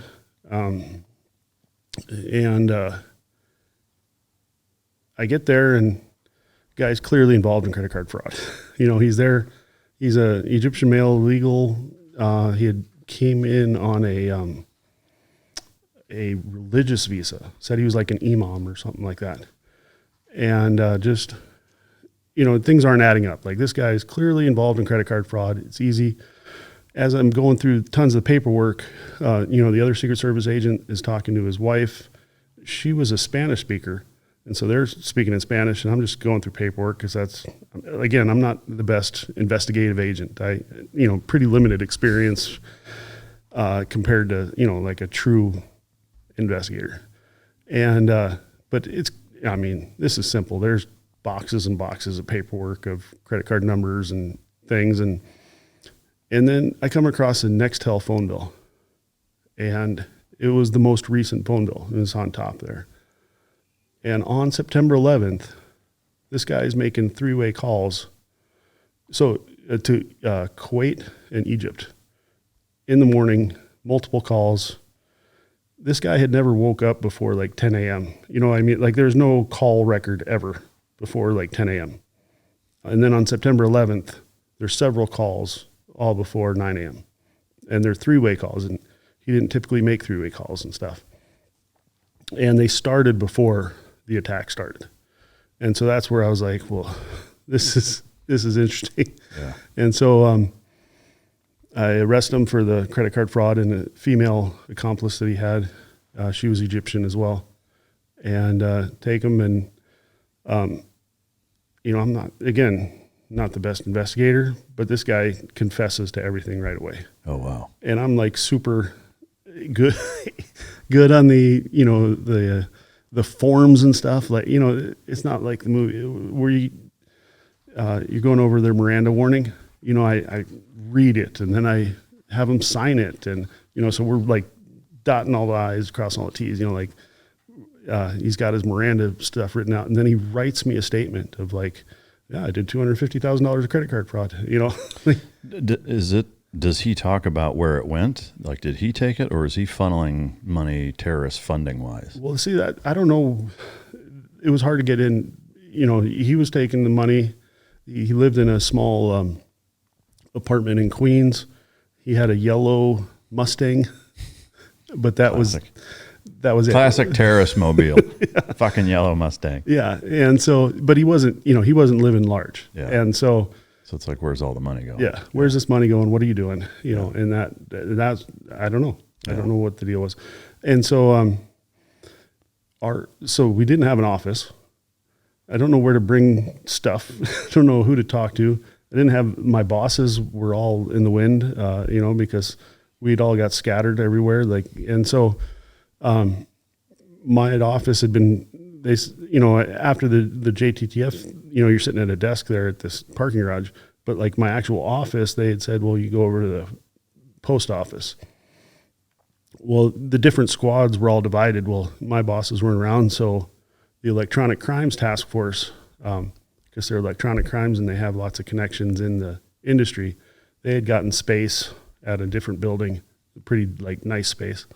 So I went over there to talk to them, and they had all these charts, like they're doing tons of investigation into the guys that were on the planes. And there was a lot of, fraud there. Like apparently they had purchased tons of tickets, so the planes didn't have as many people on them. Oh, okay. So it was easier to overtake a plane. Really? I didn't know that. Yeah, and those were done with credit cards and stuff. And so they were doing a lot of that investigation. I, tried to talk to the boss about, hey, like this is what I got. And, it wasn't getting like much reception, I'm like, and I think everybody just saw the credit card fraud. He's arrested, I was able to get an INS detainer. And that was pretty hard. So an INS detainer, because they're an illegal alien, will hold them, not allow them to get bail. And I remember going to INS and saying, hey, this is what I got. And the guy's name starts with an L, like EL, and then the last name. Well, INS was like, no, we have it AL, and then the last name. So it's not the same guy. You guys are morons. So they let him go? They were going to, and then I got the United States attorney. They were way more receptive. Yeah.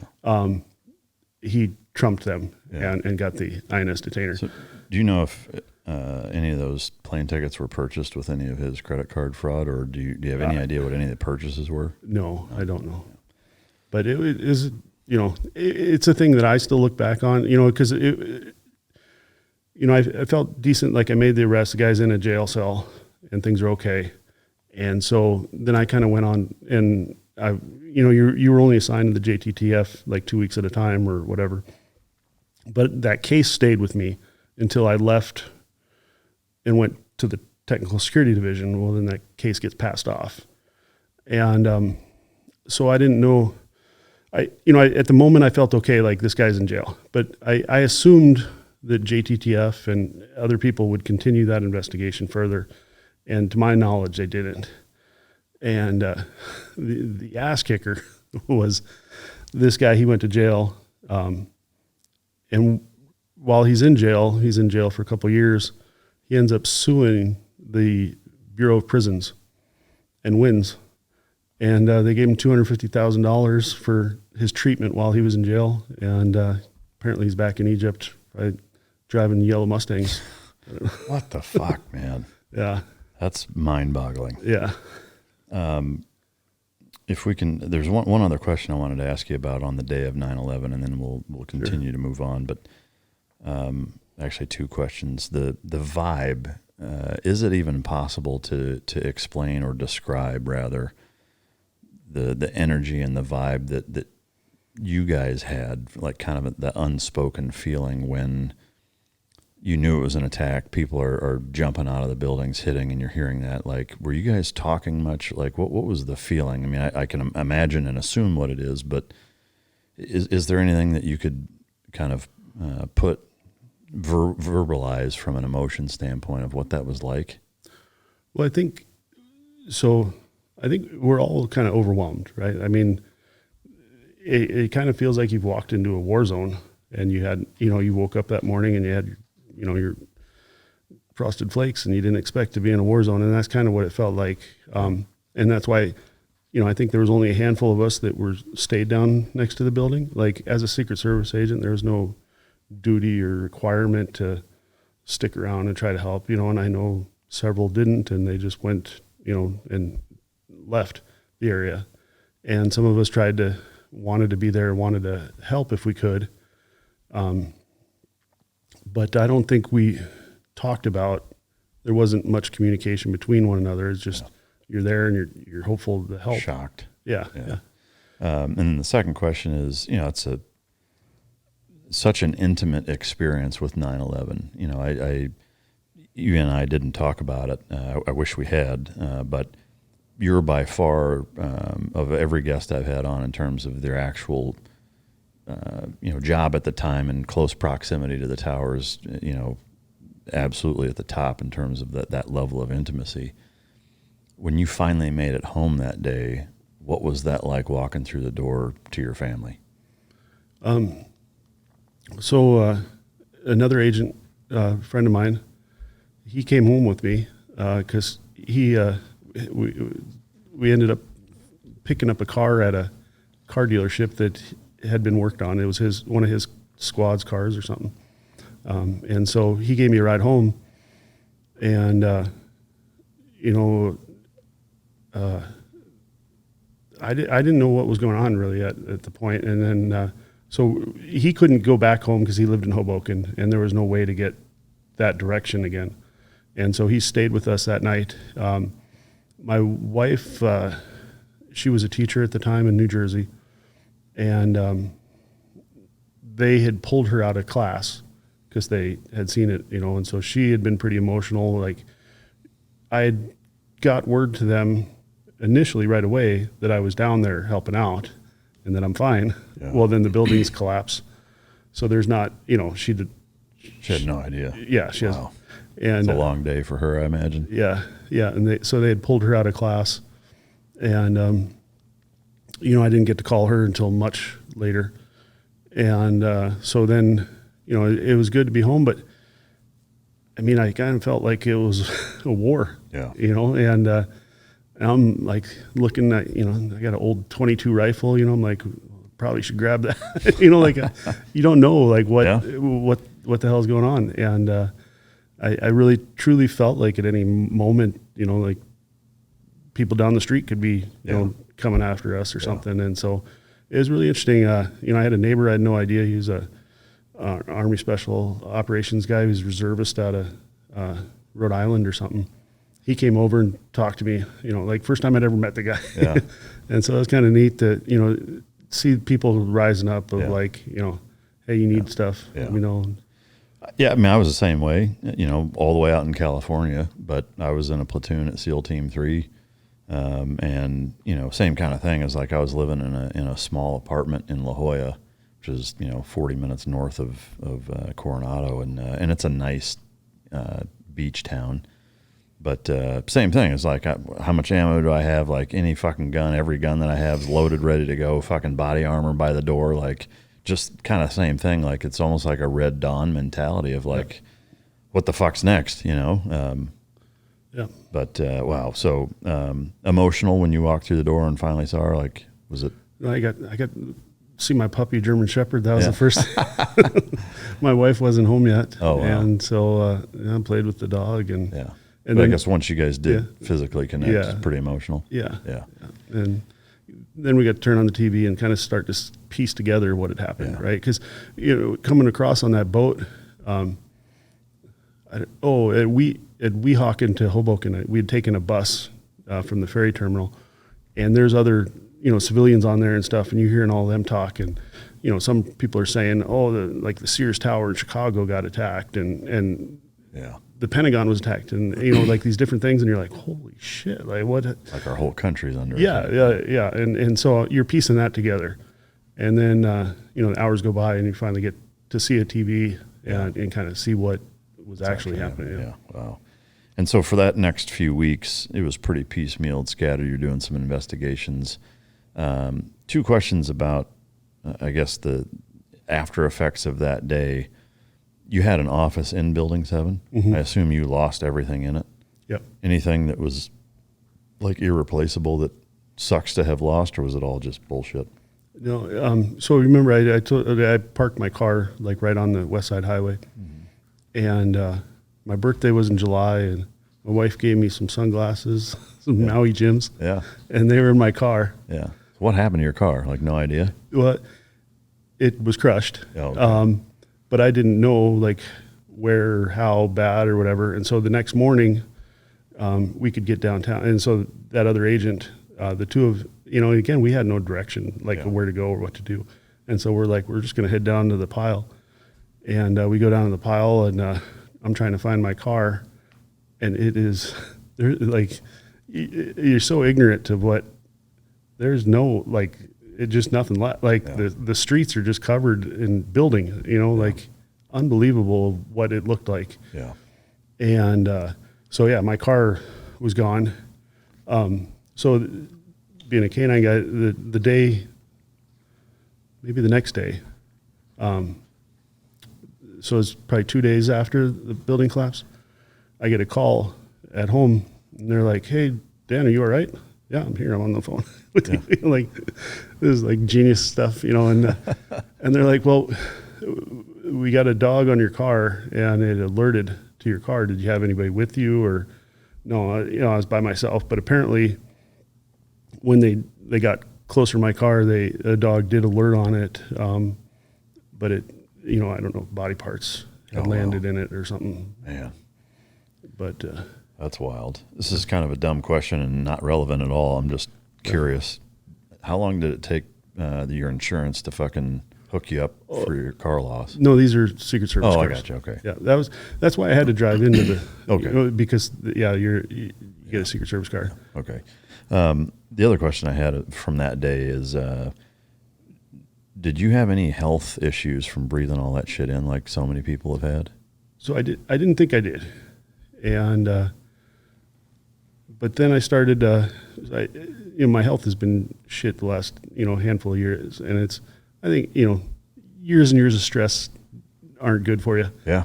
And, but I had a ton of headaches and, stuff. And since I had left the Secret Service, I wasn't in that community anymore. And somehow I learned about the Trade Center Health Fund or what, can't remember the name. There's two different things. One is you can get money if you're injured, and the other one is like your health.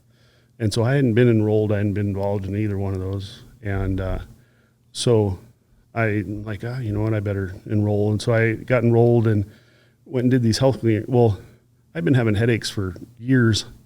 And it turned out one of the things was my sinuses were just super jacked up, and ended up getting surgery, and the 9/11 fund paid for that. Oh, wow. As a first responder or whatever. And it made a huge difference. Oh, that's good. Yeah. You said your health has been shit. In what way, if you don't mind my asking? Just, I'm not trying to do a HIPAA violation. Like, if you don't mind sharing, I'm just curious. No, I mean, I've lived a life of a lot of stupid shit, Yeah. and a lot of stress and a lot of different things. And, it screws with things that you don't. So, when I was working overseas, it feels like, you had a 6-speed car and now you're only a 5-speed. I got you. And you're trying to figure out what it is. And then, as it goes on, things get worse. And, the first doctors you go to, they're like, well, you're still in shape, dude. You're still pretty good. But it's hard to figure out what it is. Yeah. And I think some of it was those sinuses. I couldn't sleep well. So then once you don't sleep well, then that destroys your everything else. And so then all your hormones are messed up. I remember getting tested, and they do like a cortisol test. And, your cortisol should have natural highs and lows during the day. And I had none. Yeah.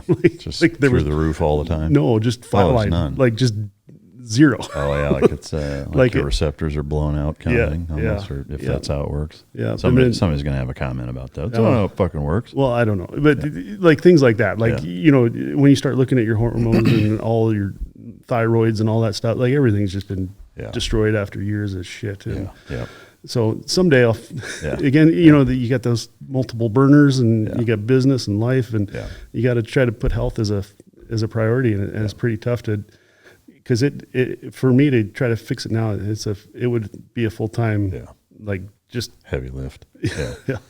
I mean, so no, but no, like lung cancer, like big issues, respiratory, other than the sinus thing. Yeah. The sinus thing wasn't something that I had even thought about. You can get chest X-rays and stuff, and I have had those, and those seemed pretty clear. Yeah. But it seems like it was just all sinus stuff that was really packed in there. Yeah. All right. So post 9/11, the first few weeks, months are kind of all over the place. Was it at that point that you switched over to K-9? Yeah. So, I got assigned to the Technical Security Division, Technical Operations Squad. And so in the Secret Service, in the New York field office, you have all these different offices. There was electronic crimes. There was a West African task force. There was, but then you can get into some other stuff that is, a protection squad or, and so the Technical Security Division, we had all the cool guy stuff as far as like, the surveillance vans. So we had again, everything in the Secret Service is a dual mission. So you have your protection on one side and then investigation. So on investigative stuff, we would do phone taps, and we did all the camera stuff, and we would do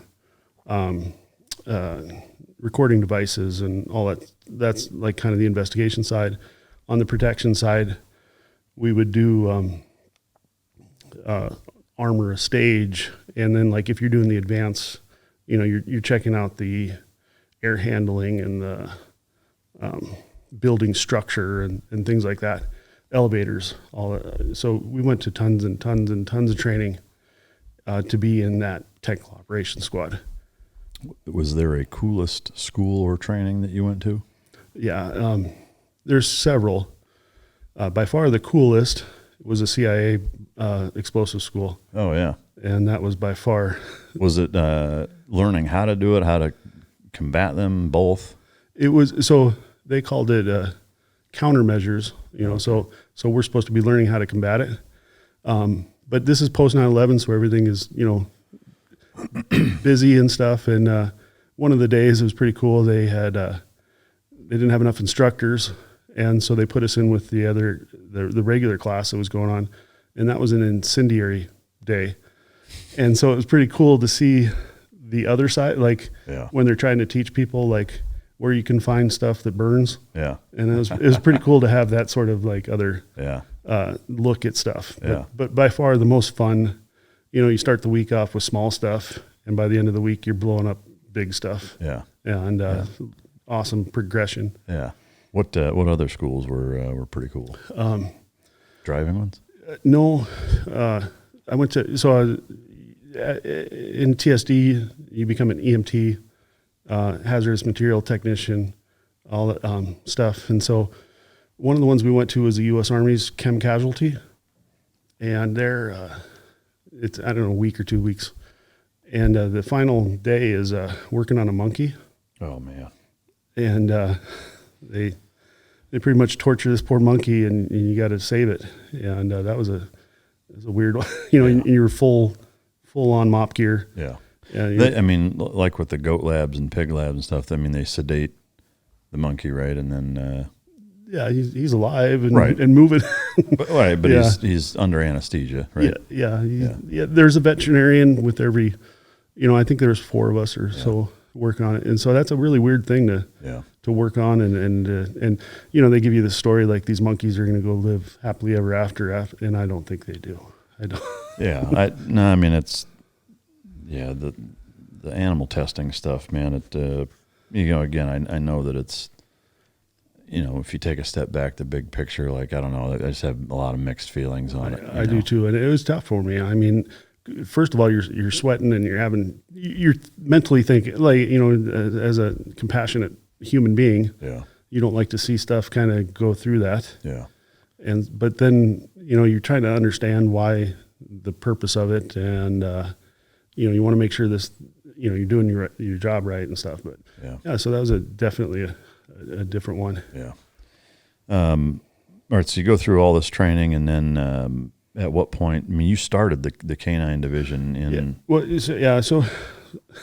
So as a TSD advance, we would provide the advance. Not everybody gets a TSD advance. Only the president, vice president, and other deemed high threat people.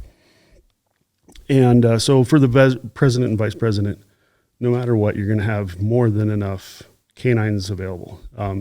The U.S. Department of Defense provides the majority of them. Secret Service Uniform Division has a couple that would normally get assigned to you. And so normally if you request some dogs, you're going to get them. And Secret Service works with EOD teams, and so you're going to get some EOD teams too. And you normally work out in similar numbers to where if you request a canine team, then you're going to get an EOD team to match it. Well, what we were seeing for the lower level people, people that weren't meeting those thresholds of high threat, but yet should still require canines. We were having a real shortage of canines in New York. And then, getting to learn what the Secret Service actually requires on paper, what the manual said, is the only dogs that we were supposed to be using at the time were either DOD dogs, Uniform Division Secret Service dogs, or dogs that are part of the FAA program, and only certain dogs, the FAA program, that had passed. And so they would give us this list every month or a couple months or something. They would list all the dog teams in the U.S. that were cleared to go. Well, it's New York City, so we would use NYPD all the time, and you're using, you leave New York City, you're using other smaller cities, and everybody's got, this post 9/11, so bomb dogs are popping up all over, trained all different ways, well, we were having a hard time getting them for some of our lower level. So I had done quite a bit of work with the Port Authority Police and had talked to them, got to meet their K-9 stuff, and they were under that FAA program, so I knew some of them, and I had this German Shepherd at home, and when I bought that dog, I had done a lot of research, made sure it was a good dog, but I had no intention of doing anything other than it's going to be a great protector for my wife and family. And so I pitched this idea of, we were going to all these schools constantly, and we're always pitching stuff. And at the time in the office, we had just pitched this kind of like the nickname we came up with was Chisel Kitty, because it was kind of like a little hammer team, which is under TSD, and then a little cat team, which is our counter assault team. Sounds like a band name. Yeah, cool band name. We weren't good at either one, but we tried to, we were trying to do both, and so we were able to get that signed off on, and so all these things are getting signed off on, and we're pretty excited about stuff. And so I said, well, what about a canine? We could certainly use it. We definitely need one. And they were like, okay. And so my immediate supervisor signed it. She brings it up to the SAC at the New York field office. He signs off on it. And so then I'm up and running, and I went to training with the Port Authority Police. They were FAA program, but they still had their own program in-house, and got the program up and found my passion. Like I couldn't think of a better job in the world to be a Secret Service agent and work a dog. Well, it'd taken a while to get into training and get that all, and I think we did a 13-week school, taking a green dog, training it all the way up. Where did you get the dog from? It was my dog. So your house pet? Yeah. No shit. Yeah. So they allowed you to take your own dog. The story didn't end here. Yeah. And so dog's amazing, by far standout in the class, as far as this was just, I purchased it from a Schutzhund world champion, and Beth Bradley. She's still out there doing incredible Schutzhund world competition stuff. Yeah, I've heard of her. And so that's where the dog came from. Awesome dog. And so everything's great. And I'm just getting ready to graduate. And somehow, I don't know, somewhere I get this text on my phone, and it says, call the SAC immediately. And, you don't get calls like that ever. Like, you don't ever get a text. I call him, and he's like, hey. And he's like, this dog thing, it's not going to happen. And I'm like, what? The day you're supposed to graduate? Or like the week? 2 days before, yeah. And so I was pretty upset. I mean, I couldn't, and you try to, like, what is going on here? And so,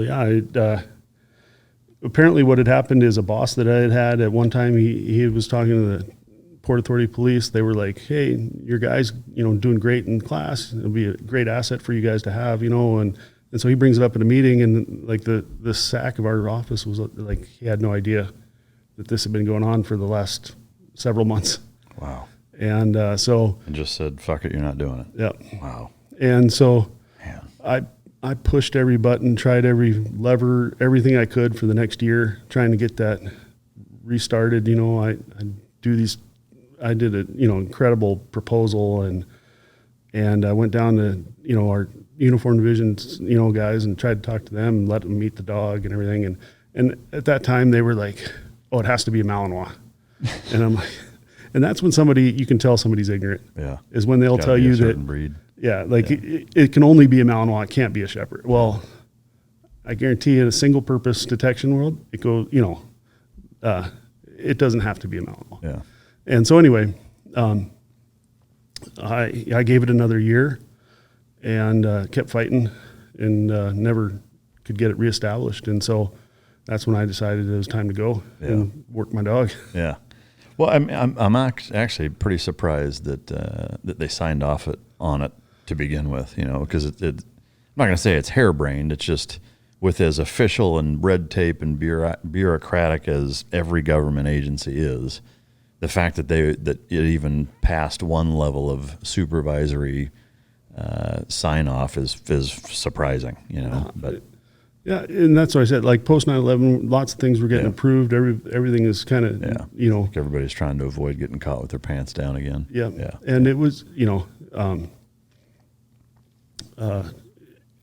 it would have been a great asset. It would have been a tremendous, I did advances, and so easily could have used a dog on the advances and stuff. So So you pull chalks from the Secret Service and then go where? Yeah, I'd found that I liked working with dogs and didn't want to do anything else.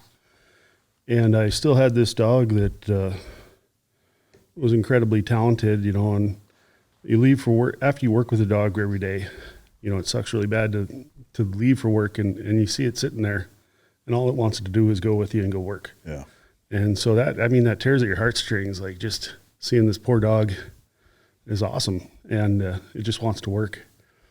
And so trying to figure out life's, direction and stuff. And again, trying to make sure that family is at the forefront of that. We found out my wife was pregnant. And so that was an important thing of like, now we got to start thinking about where to raise kids and stuff like that. And so I had went and interviewed with the police department in Bismarck, North Dakota, where my wife and I had met and where we went to college. And there was no police department explosive detection dogs in the state of North Dakota. Air Force had some at Minot Air Force Base and Grand Forks Air Force Base, but no police departments had any. And so I talked to them, and they were like, yeah, as soon as you finish FTO, you can be a dog handler. And so that was all that I needed. And so we went out there, and that's pretty much what we did. But I knew, leaving the Secret Service, I left as a GS-13, had locality pay. You have a work vehicle, you have all the, I worked tons of overtime with, doing the protection work. So I had a huge big pay difference. Huge pay difference. And so start trying to figure out, well, how are we going to, make up the difference? My wife wanted to be home with the kids. And so we try to start thinking about different businesses and how we're going to do that. First thing I did was, I'm like, my old coach, he ran a wedding carriage business with horses. I had some background with driving horses, and so I'm like, well, maybe I could do that. So I bought a wedding carriage, and I was going to do that.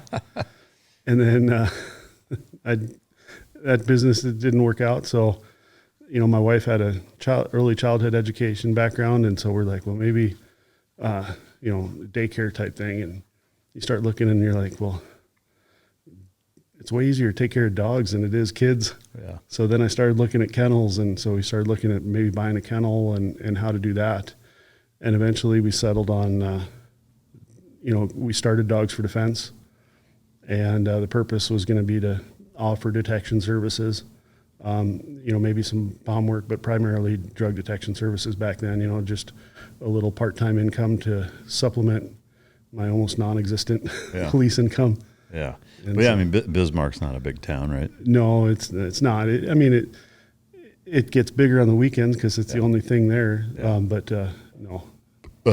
Where did you got a dog for there, right? Or did you use yours? It was still my dog. Okay. So the dog that Secret Service didn't want, Bismarck Police Department welcomed, and she worked for several more years. Yeah.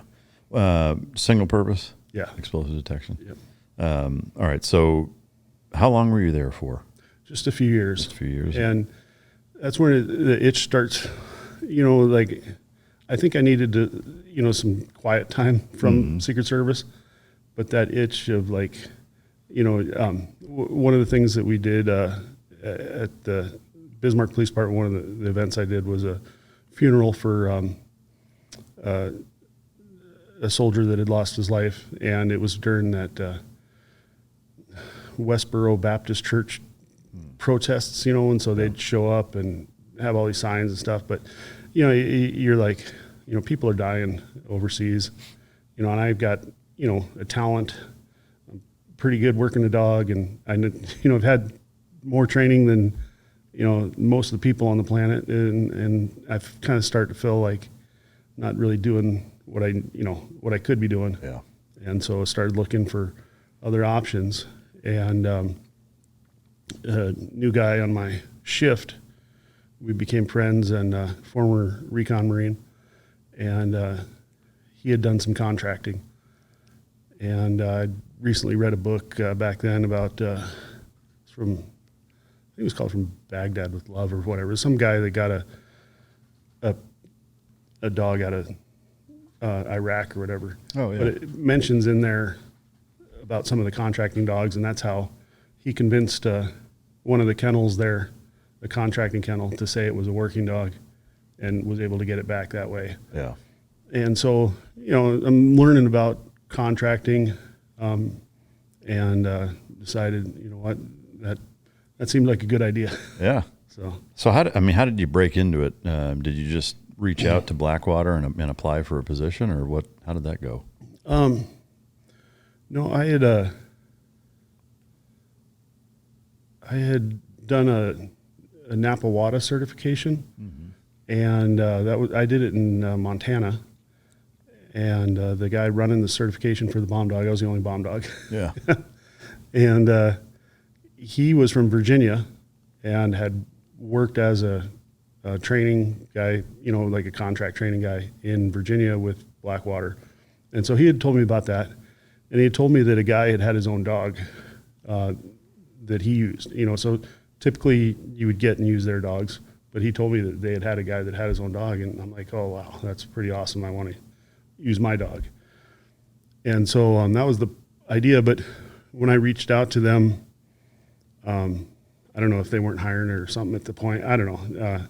And so I got hooked up with a company called Patriot K-9. And they were a pretty small company here out of Texas. And they had a huge, they were the first to have the contract in Kandahar. And they had lost that. And they just had this contract in Basra left. And the guy was like, I got, a temporary spot for you, and it's only for a few months. But if you want that, and I said, well, I really want to take my own dog. And, it was like, well, because it's just a temporary spot, you can't take your dog. But the next time, if we get it, longer term or the contract gets extended, then you can take your dog. And so I was like, all right. So went and did that. And so, how was that dog compared to yours? So it's pretty interesting because I was a fill-in. And so I learned something pretty interesting. They all had two dogs because it was pretty much a checkpoint job. Yeah. And these huge convoys would come in from Kuwait, drive to Basra. And so you just, the vehicles would pull into like a sally port. They'd separate the drivers. You search the vehicles. Pretty mundane type of work. And so having two dogs was really beneficial because, you go to pull the one out and the other one is like dying to get out, Yeah. And so you could see that like how it's pretty hot and pretty monotonous, but having those two dogs would work really egg each other on. There was never a quiet moment, but they were really good dogs. And since I was filling in, I would just grab other people's dogs. And so I think they had a total of 6 dogs maybe over there. Yeah. And so I just grabbed whatever one. Yeah. Any fines? No, not that I didn't have any fine. Yeah. Not there. So after that, then you got hooked up with Blackwater. Yeah. Yeah. And how did that go? Pretty good. Again, I was hoping to bring my dog, and Blackwater had a little more intense training regiment or whatever requirements and stuff like that. And one of the things was running, and I hate running. And so that little time in between, I was really putting some miles down, and bring my dog with me. And I started to notice she wasn't doing as well. And it's been, she's getting older. And I was like, oh man, this is like all I've ever wanted to do was find a bomb with this dog. Yeah. And so she got to a point where it turned out she had a lumbosacral disease. So the spine starts to crumble a little bit. Yeah. And so she wasn't deployable or whatever. So, so anyway, I just went with Blackwater, and the vetting, training process, whatever it is. Not a lot of K-9 guys make it through there. And I was the only one in my class to finish, and they needed somebody right away. And so as soon as the training finished, I left from Moyock, North Carolina, straight to Afghanistan. And they had a guy that had to leave kind of on an emergency type thing. And so there's this dog sitting there, and that was the dog I got assigned, and turned out to be an incredible animal. Yeah. And so couldn't have been happier to get there. What did you think of the training at Blackwater compared to what you'd been through? I thought it was excellent. It was like a lot of the things in Secret Service training that I enjoyed, but more intense and faster paced and all crammed together. Yeah. And so, we're shooting rifles and things like that, and that I hadn't really done a lot of. Secret Service, we had pistols and MP5s and shotguns and stuff. But now I'm getting to shoot rifles, and everything was just more intense, faster, and it felt more important. You're going to Afghanistan or Iraq. Those were the two options at the time. The instructors running the class, most of them had just come off of a contract, and so it was very fresh in mind, and so you really felt like, I don't know, it just felt like it's important. Yeah. You want to do a good job, you want to learn it. Yeah. And I thought it was excellent training. I enjoyed it. Yeah. All right, so you go to Afghanistan, you get paired up with a dog. Which dog was it? It was a K-9 Adak. Adak. And it was a kind of a life-changing dog from the sounds of it. Yeah. What all experience did you have with him? What were you doing? Because you were there for several years. Were you with him that whole time, or? No, I was with him for a couple of years. His handler before had him, and that handler, Matt, he would end up leaving. He had to go home for emergency, and he came back as a contractor later and ended up getting blown up and passing away. Oh, wow. That's Matt Finneran, and he died at the airport there in Kabul on a different contract. But he was a good handler and trainer, and had taught this dog to be sort of a clown. I don't know, he taught the dog to sit up and pose for pictures and a lot of that stuff. And so this dog was, super friendly, big German Shepherd, absolutely dual purpose capable. But we used him as single purpose for the State Department contract. And, this dog made friends with everybody. Everybody loved the dog. All the teams, everybody loved the dog. And it was pretty incredible. I just, the dog would stay in our rooms, sleep in our beds. And so you become really close to the dog really quickly. Yeah. And I couldn't have been happier to get that dog. Yeah. And, training wise, excellent. We did tons of training. If we weren't on mission, we were trying to do training. Yeah. And we'd make the problems more and more complicated to try to be better. Yeah. So. And what was the rotation like for those few years? Yeah. So when I first got there, we were typically on about a 90-30. So you'd work for 90 days, you'd be home for about 30. It could go 5 or 10 days either way, depending on people moving around and stuff. And then later on, I got to be on a 60-60 rotation, which was incredible for me and my family. Yeah. You don't get paid when you're not there, but to be able to be home, and that's how I really got to spend more time building our business was, I'd come home, do a lot of work on stuff. Yeah. And then go back to work in Afghanistan. Yeah. All the time that you spent in Afghanistan, did you have any fines? Were there any shootouts or IEDs that you ran into, or any hairy situations? I wish I had really cool stories. We did lots of awesome stuff. We traveled all around the country. We'd call them flyaway missions, go to different cities, different locations. And man, I looked really hard. Yeah. And, I found a couple bags of fertilizer at one time, but I wanted to find that, ticking time bomb IED, Yeah. and I never found it. Yeah. The suitcase with a clock and wires hanging out of it like a fucking cartoon. Yeah, and you know, so Blackwater in Afghanistan, we had tons of stuff go on. Yeah. Lots of Adak, the dog that I handled, another handler had him and found stuff with him and was involved in some really involved stuff. But I, you know, again, maybe it's just the grace of God. I didn't come in across much. I was looking. Yeah. No, I mean, that's, it's just how it works, you know. I mean, there's, you know, luck of the draw really with everything. And it's even that, it's like kind of how you look at it. But, so once you stopped handling him, did you stay at Blackwater for another period of time, or did you leave there and go to ATF after that? No, yeah. So I was ended up becoming the kennel master of our kennel. And so when I first got there, we'd have about six total handlers in Afghanistan. And so our contract was a little different. So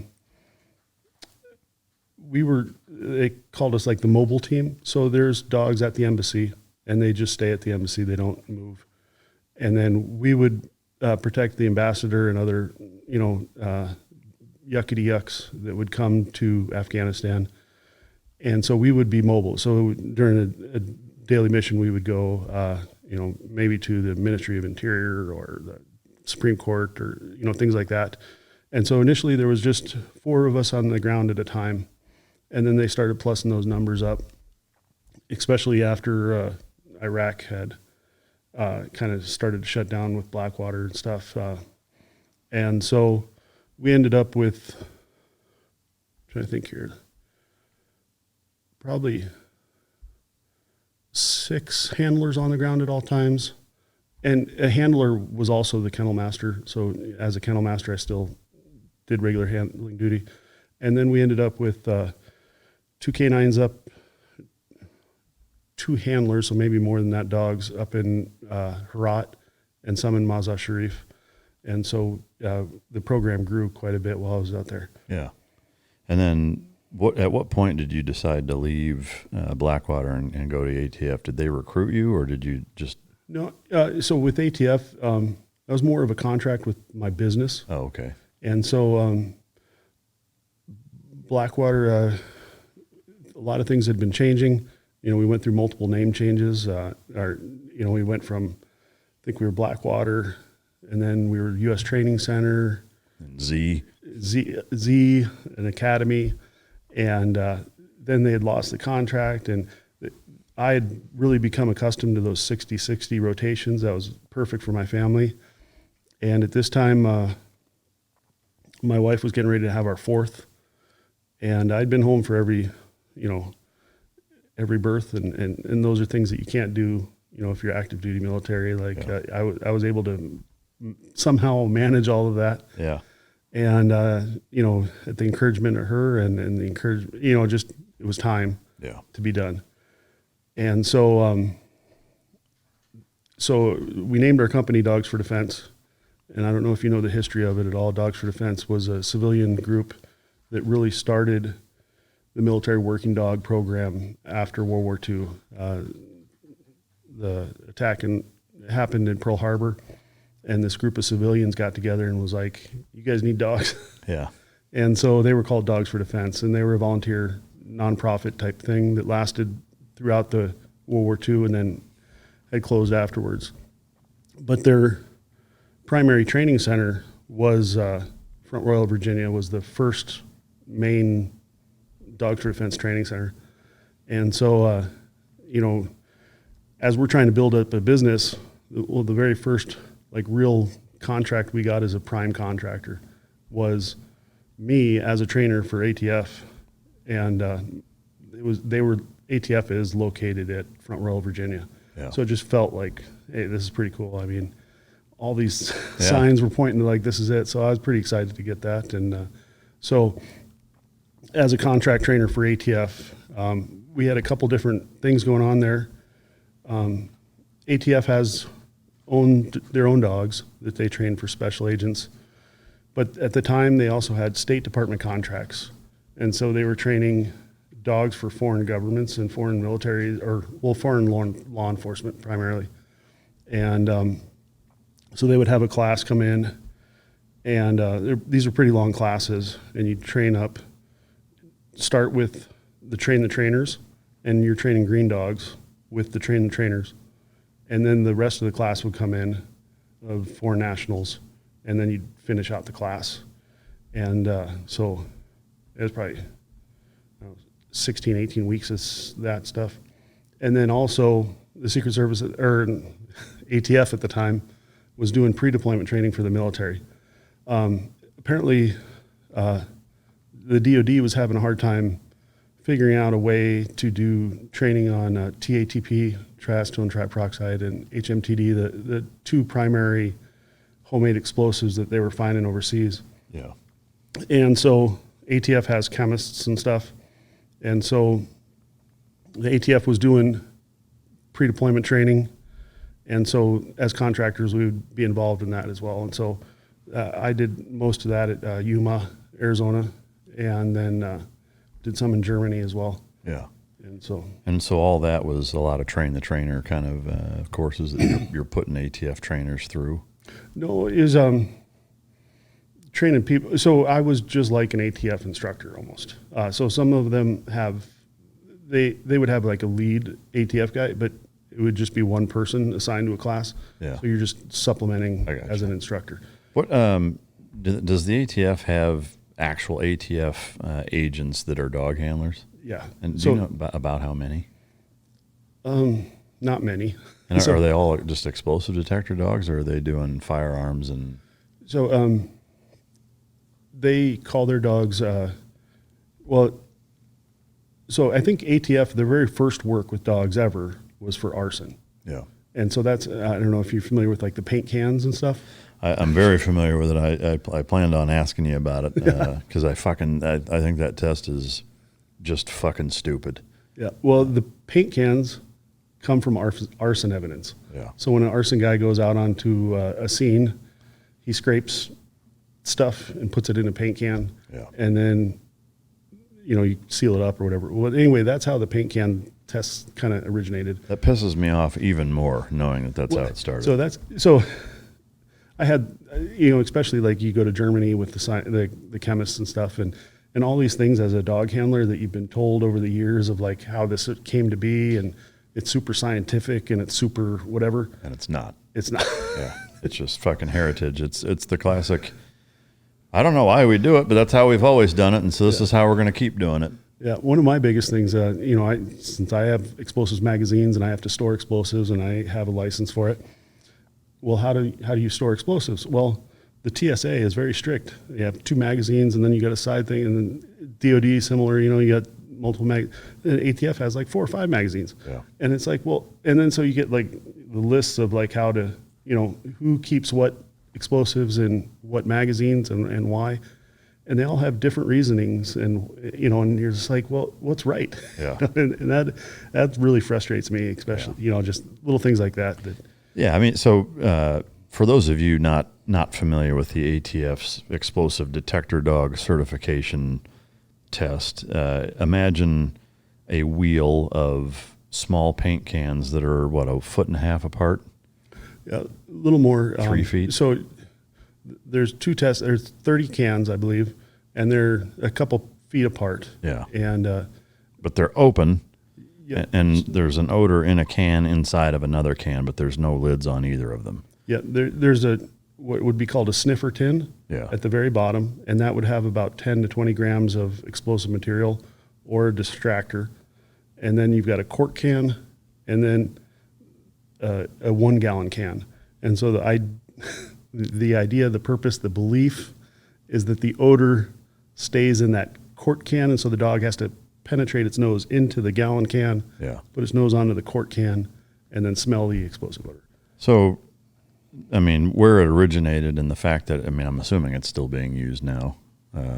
Yeah, as far as I know, and they still do, they call it like like the ATF Roadshow. Yeah. Where a handful of instructors will go out to different cities, say Dallas is going to have a Super Bowl or big event. Like typically it kind of coordinates, before that, like maybe the year before.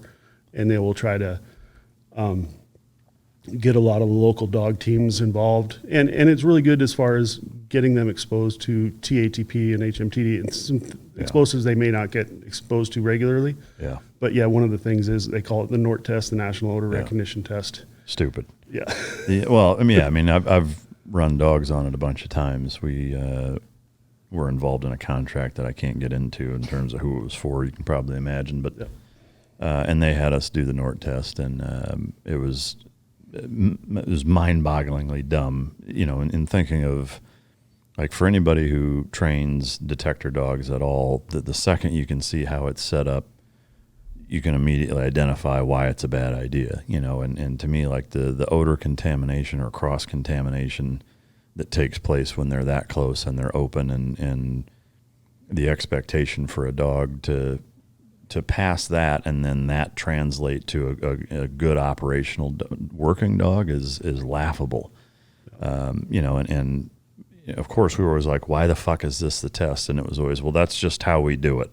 Yeah. And it's like, there's way better ways to test if a dog is proficient at locating and sourcing explosive odor than this. This is stupid.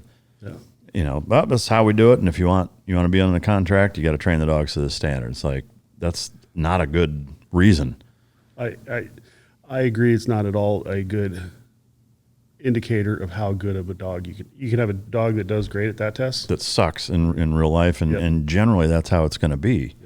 The good part about it is you're getting that dog exposed to 30 different explosive odors, which is a good idea. I think the more different explosives you can get the dog exposed to, that's great. But yeah, I don't disagree with that. It's just the mechanism or the platform in which they're exposing them to them is counterproductive. Yeah, you have to train for that test to be successful at it. Yeah.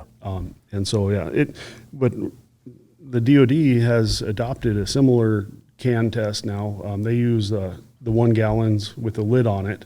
There's holes punched in the lid. Yeah. But they still do that as a first day of the 190-12 test. So. Yeah, I mean, not to get too far in the weeds training-wise, from my standpoint, having open air, small cages on the backside of a fence line that are spaced significantly apart, but also strategically placed where it's completely like in a linear fashion. It's completely, the dog is perfectly downwind, so that you're creating that textbook flashlight beam odor cone, and obviously it's wider or tighter depending on how fast the wind's blowing, and then doing point-to-point and quartering exercises so that you can control, where and when the dog is coming into the odor, and you can control it. To me, if you've got cans in a circle, you have no fucking idea if the dog is hitting on the odor that's in that can, or if he came across, the one next to it first. And I mean, it's like, to me, it's baffling, but, and I don't know why more units don't expose dogs that way. But, anyway, you did that for 4 years, right? Or yeah, it was a contract. So I think it was 5-year contract, and then it got extended a year or something. So, and you were doing basically that type of stuff the whole time. Yeah. And again, as a contractor, it's not all the time. And so it would be when I'd get called for it. Right. And so, at the same time, I'm trying to build my own business at home and trying to do that, get more work for ourselves. Yeah. And so, it was excellent to be part of it, to see some of the stuff, I got to train guys from other countries and still friends with some, get to see them go out and do stuff. And so it was a great experience. ATF has changed some of their stuff now, and they now do a lot of off-leash detection stuff, the distance stuff. At the time, they were using, they still only use labs. And we're very particular on what types of labs. And at the time, they were only using the service dog labs that were pretty much washouts from a handful of the really well-known service dog organizations. And it's all food reward. And again, I know it goes against a lot of different training protocol. Some trainers think food reward is the dumbest thing. Some people say it's the best thing. You just go back and forth. But it was a great learning opportunity to work with all these dogs, see how they worked. They're definitely a different speed, a different everything than, a high level Malinois. And so it was good to learn it and be exposed to it. And, yeah. I think food's great for shaping obedience behavior. I think it's a mistake to do it in detection, but that's my personal take. All right, so were there any cool stories from that time, or was it all pretty much just training and kind of run-of-the-mill, almost Groundhog's Day as far as just putting guys through courses and doing the same stuff? Yeah, it's just pretty run-of-the-mill stuff. It's like it was good to go to Yuma. You're getting to meet, active duty military guys that are getting ready to deploy. Yeah. So you're getting to see those dogs, making sure that you're trying to give them any advice you got. But for the most part, the training at the house was pretty, daily train, and 7 days a week is our food reward. Yeah. So. So that ended in 2017. From 17 to present day, have you just been really focusing on Dogs for Defense Incorporated and the foundation, or? Yeah. So going back, many years when we first started to do this business stuff, I got in there and I got 3 different websites: dogsfordefense.com, dogsfordefense.org, and kiloniner.com. And these are all things that I wanted to do.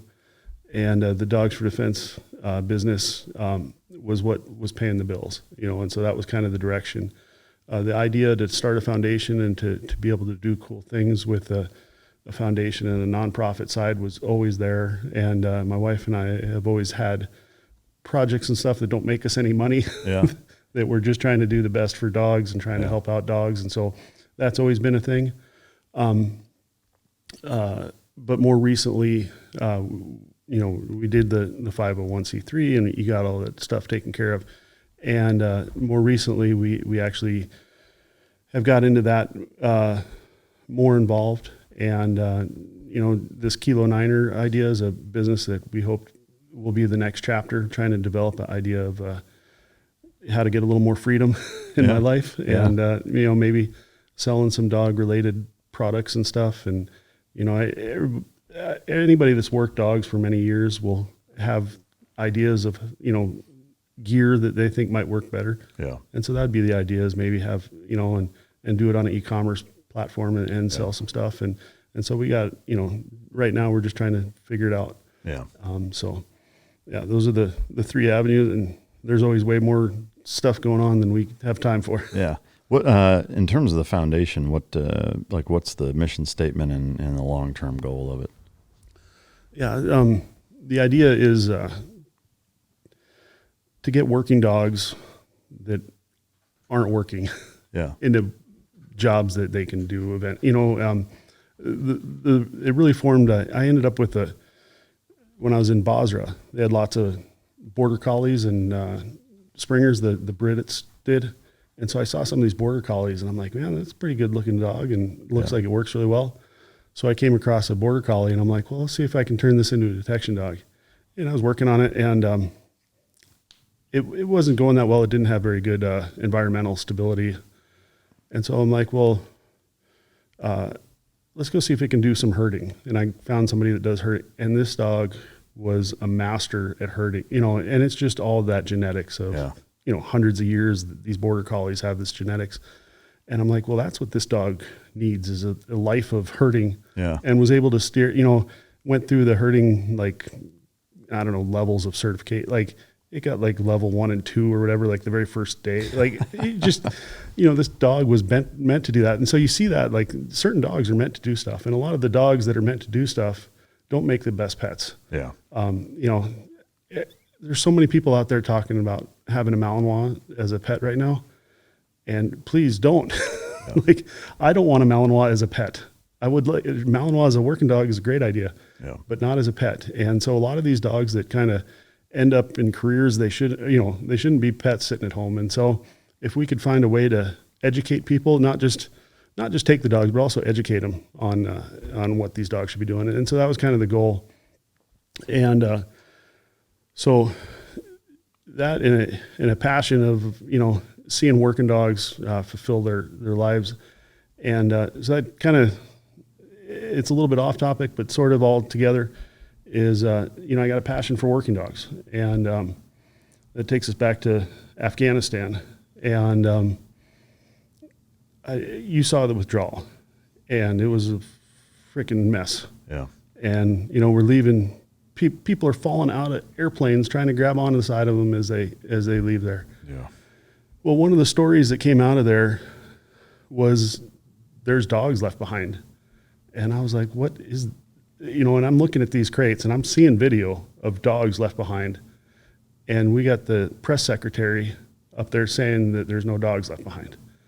And, I've been lied to enough by government over the years. Yeah. I'm sure we went through the Benghazi thing, like, oh yeah, that didn't happen. Like, Yeah.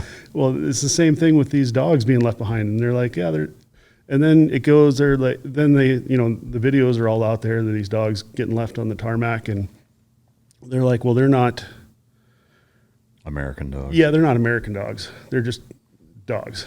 And so, well, anyway, I started trying to dig into it and learn more about it, and got to know this incredible, brave woman, Charlotte. She runs the Kabul Small Animal Rescue, and she's an American from Tennessee. And, I get as much of the story out of her as I can. She was there at the withdrawal. She had been running this, she did a lot of other things. I think she was an archaeologist or something, so that's how she got into Afghanistan. But she had started this animal rescue in Afghanistan. And, some people agree with it, some people don't, but the fact is she was helping working dogs. Not all of her dogs were working dogs, but, a handful of them were. And so she was helping these dogs. The idea was to get these dogs out of Afghanistan during this withdrawal, and some of the people that had been helping her at her kennel or whatever. And so she had raised enough money to get a plane to come in to get her, these dogs, and some of the people that had been helping her. And the U.S. wouldn't give her a landing permit to get a plane in there, even though they had the money for the plane. And so those dogs ended up staying, at a hangar for like 5 days. And she told me it was the Minnesota National Guard was super helpful. They had to be there, and they were helping her feed the dogs, water the dogs, take care of the dogs while she's waiting on this deal. And so what had happened is she had her dogs there. Some of them included working dogs. And then other companies started dropping off dogs for her to, she ended up like, okay, I'll take, so she had a bunch of other working dogs that had come from other companies, and they were going to get those out. And so these were dogs that had provided explosive detection services, some of them for foreign embassies, like, maybe, I don't know any embassy in particular, but perhaps the Spanish embassy, or, like different embassies around the Kabul, because it's a capital city. Some at like University of, the American University in Kabul and stuff like that. So there's all these working dogs there in, sitting there getting ready to go. And then she said when she first got there was 5 dogs that were not hers. There was these 5 other dogs that were in crates, and she didn't know who they belonged to initially. And those I've still been trying to get the true story on them. They were American dogs. They had been, I don't know if they were trained at Lackland or not, but they were possibly under some sort of Air Force program where they were being trained to be given to Afghan Air Force handlers, airport handlers, something like that. But so we had 5 U.S. DOD dogs that were left there. We had all these other working dogs that had done, work for service stuff. And so, I've been trying to research it. I've been trying to call people. Yeah. I know. So she has, this Charlotte, she has been able to get tons of these dogs out to safety. She's had 2 flights now, one to Canada and one here to the U.S. And I think, she's been able to get these dogs that have been working dogs to different rescue organizations, and they've been able to rehome them.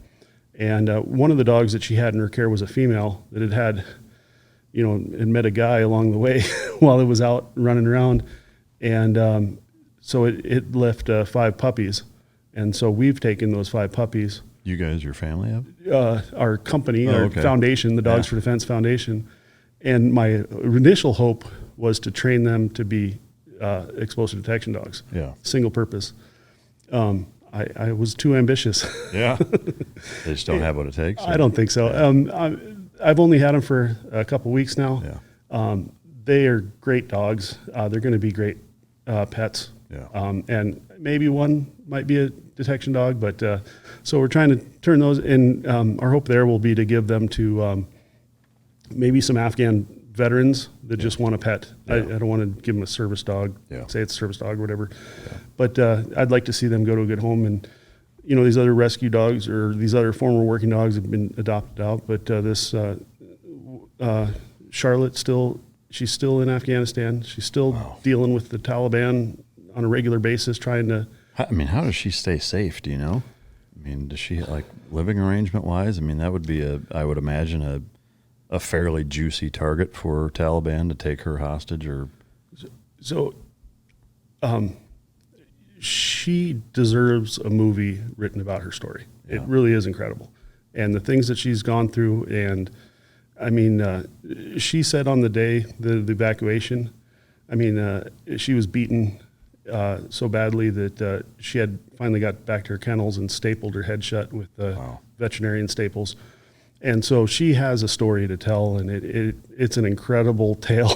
Wow. And it's Kabul Small Animal Rescue. You can look it up. And she is the real deal. And I don't know how she does it. And this last trip, she was trying to get these dogs out of there. And again, it included some working dogs and included the dogs that we were going to take.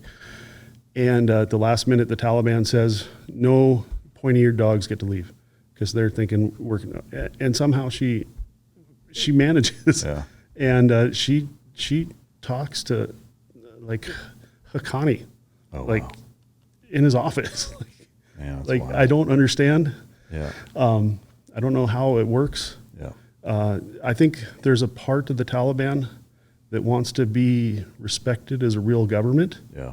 And they think by protecting this woman and allowing this woman, which is a big thing, yeah. On one hand, they're, taking away people's rights and they're, not educating women anymore. But then they can hold up this one example and be like, look, we're totally reasonable. Yeah. And I think that's it. I don't know. I just, you pray for her and hopefully she won't stay there forever. I don't know. Yeah, man, it's fascinating. But she needs a movie. Yeah, no doubt.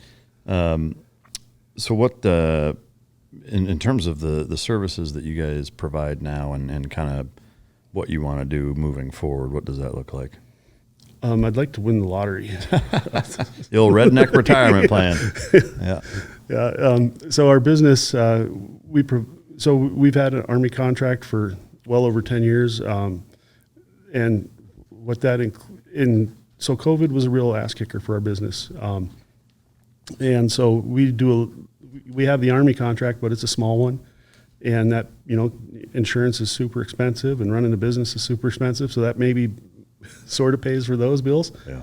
And then the rest of our money comes from doing events. And so, concerts and large gatherings and stuff that might require bomb sweeps. Doing bomb sweeps. And then I do drug dog sweeps and do a lot of treatment centers.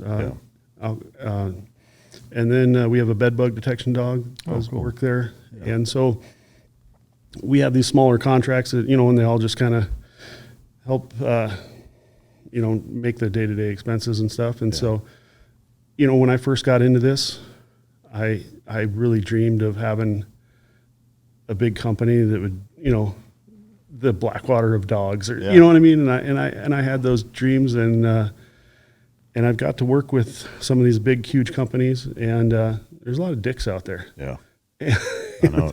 And so I'm really happy to continue to work with really good people that are our handlers and our trainers, and some unbelievable, incredible people, some great dogs. And I enjoy, I still have a leash in my hand every day. Yeah. We're not a big enough business that I can just sit back at a desk. And so I love that, but there has to be a pivot or a next chapter. Yeah. And that's where I hope the foundation can take off. Yeah. And that'll keep me with that leash in my hand at some level. And then hopefully this other business, this Kilo Niner, can maybe be that next chapter of like, selling some gear and maybe paying some bills and stuff like that. And so I feel like we can't go like this. Can't keep going. Yeah. Yeah. And, our competitors, when we first started, when we first got, we're in Minneapolis. And so when we were first there was people thought I was crazy, thinking you'd have explosive detection services. And then now we're dealing, these other companies that are providing dog services, Garda World and MSA and these companies, they're multi-billion-dollar companies. Yeah. So our competitors we're a tiny little company that tries to, you're trying to pay the bills, and your direct competitor is a multi-billion-dollar company. It's pretty tough. For sure it is. Can I ask what the Army contract is that you guys have? Like, what do you do for them? Yeah. So we, for many years, 10, 12 years, I don't know what it is, we've been at Fort McCoy, Wisconsin. It's a small Army base, and we are their military working dogs. So they have a civilian police department, the Fort McCoy Police, and we provide the dog teams. And just, we certify annually as DOD canine teams and provide the detection. I think there's only 4 Army bases in the U.S. that have contract canine teams. Yeah, I gotcha. And so that's us. That's cool, man. Yeah. Man, it's good to hear. Just your whole story is fascinating. It's such a wide swath of experiences. If you look at your childhood of bouncing around so much and then getting such a late start in wrestling, but still doing remarkably well for how short of a time that you did it, and playing football, and then Secret Service, and then K-9, and it's like, man, what a wild fucking story you have. And I appreciate you taking the time and coming down here and sharing. Is there anything that I didn't ask you that I should have, or that you'd like to share? I got a couple of funny dog stories we can go over. Yeah. When I was doing a TSD lead, so I'm supervising DOD dogs and EOD teams, and we're at West Point, and West Point has a plaque that the football players touch as they come out of the locker room, and it says something like some general saying something like, nobody you'd rather have than a West Point football player or something, But all the football players apparently would run out and tap this plaque. Yeah. And I'm supervising, and it's an Air Force dog, hikes up his leg and just starts pissing on it. You're like, what is going on? Oh, man. And then that's awesome. Another time, this one's good for you. You might know some of the guys involved. So as a TSD coordinator during the UN, we would have these, so they'd give me a hotel. And, in a hotel, I might have 30 protectees from all different countries and stuff. And so I'm in charge of the hotel. Well, the hotel has, conference rooms and stuff. And so they're going to have a bilateral meeting. The meeting is going to be Karzai, who had just been recently appointed as the president of Afghanistan. And he was being protected by the time at SEAL teams were protecting him. And the week before, they had an assassination attempt on him, and some SEALs took out the guys or whatever. And so, his bilateral meeting was with, and I think it was Iran. I'm not 100% sure, but it was very high tense, these guys are the guys that are going to get blown up, and so they're having this meeting in this hotel that I'm in charge of. So then I'm in charge of this sweep, and I've been working with these teams for the week that have been assigned to me in my hotel and stuff. And they are in this conference room, and it's got these material panels that are up on the wall, and they're like Velcro that's part of the design. And the EOD team pulls off one of these panels, and they're just looking in there, and there's this perfectly cut square in the sheetrock. Oh, wow. And it's just like, that's not good. Yeah. And so he's like, can you bring back the dog and have the dog check over here? And I think it was an Air Force dog, but that dog comes up, puts its nose to that seam and slams his butt to the ground, as an alert. Wow. And so then everybody's like, Yeah. And so the dog handler was pretty nervous. He was a younger guy, and he's like, my dog never falses. My dog never falses. Yeah. And so we're like, okay, we're good. And the EOD team's very senior, they're taking it good. And so, there was just a couple like staff people in the room, so get rid of them. And one of the things is like a TSD person is the most important person that you deal with. Like as a Secret Service person, you're always dealing with like these stupid advanced people from whatever. But as a TSD guy, the most important person is the guy with the keys. Like the custodian or the building maintenance guy. Like that's my guy. Yeah. And so I went and found that guy, and I'm like, and he was like, you know what? Just 2 weeks ago, NYPD was in here. Their dog alerted, and they cut the hole in the wall. Oh, no shit. And so it was such a like, wow. And Man. Man, what a trip. Yeah. So it was just that's the only, like, I was pretty sure that was going to be it. And it wasn't. Wild. And it turns out, you just make sure you're asking the right questions to the right people. Yeah, no doubt. Yeah, I mean, that's some serious pucker factor, no doubt about it. Yeah. I do have a couple of Patreon questions, which the first two I think I kind of already asked, which two of them were about Brock, which I kind of already asked. But one of them was also how comparable is the mentality from a high-stakes wrestling match or competition to high-stakes operations? Like, so again, I don't want to consider myself an operator like, I don't know, like a SEAL. Or, I've never been in the position where I get to go kill people. I get to protect people. So I don't want to oversell that. But I think working in an overseas environment or a high-stress environment, the wrestling is a tremendous builder, to get you prepared for that type of thing. Getting ready for a match is pretty nerve-wracking. Yeah, well, especially at that level, you're talking. Yeah. And so I think the more times you do that, the more you get comfort. Your body, goes through chemical changes and things are happening where, and your wrestling is teaching you to control that. Yeah. And I think. As we talked about control tactics and stuff like that, one of the big things they talk about is your loss of fine motor skills. Mm-hmm. Well, I think wrestling and that experience, you're left with a better control of your fine motor skills. You know what I mean? Like I feel like my fingers still work, you know, when the stress is on, when you hit that adrenaline dump. And I think the more times that you've got experience having those adrenaline dumps and being able to deal with them and push forward, I think it's a great advantage. And the only problem is after 20 years of that stuff, those adrenaline dumps may not be good for you. Yeah. Well, yeah, it may break your they wear out your brain system. Yeah, for sure. All great points, no doubt. Val asked, if you hadn't wrestled, do you think you would have had the willpower to succeed in your career? I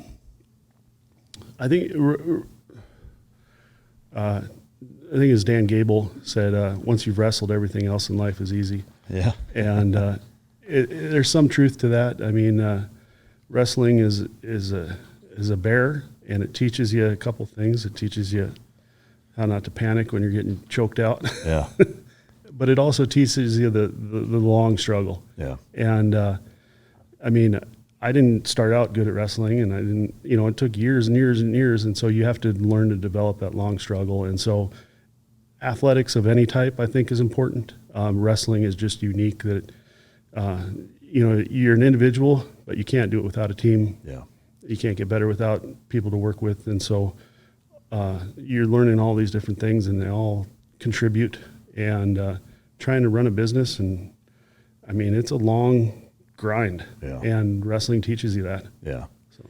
Yeah, no doubt about it. And it's cool that you referenced Dan Gable. So one of the things I mentioned before we even sat down off camera was my dad wrestled with Dan Gable in high school, and then also there were instances during his 72 Olympic preparation where my dad trained with him and a bunch of other guys, helping him prepare, because my dad was a 177 and then a whatever the higher weight class in college at that time was, but whereas Dan was quite a bit smaller, so he wanted bigger but still athletic guys that he could, I don't know, what do they call that? The where you stay in and you get fresh guy comes in every 2 or 3 minutes. There's a term for it, I think. I don't know. We'd call it like a shark. yeah, shark game or something like that. But yeah, they would do that for 2 hours, whatever. But it's and just being from Iowa, wrestling is such a big. It's like football here in Texas. Wrestling in Iowa is huge. But man, it's great stuff. For the Patreon folks, we're actually we're gonna do some wrestling shit after the thing, and we're going to film it, and I'll put it on Patreon. So he's going to kick my ass here for a couple of minutes and show me some hand fighting tactics. But man, I can't thank you enough for, again, especially given how big of an ass kicker the trip was of having to sit with the heat on the whole way down in this weather, because right now in Texas it's fucking brutal. But thank you so much for coming, man. I appreciate it. It's a great story and great to meet you. Yeah, glad to be here. And yeah, like I said earlier, it's pretty humbling, the people that have sat on this couch. I got to listen to a few of them, and there's some studs. Yeah, well, I mean, we all have stories, and yours is no less important. So, again, I appreciate you coming, and have some parting gifts here for you.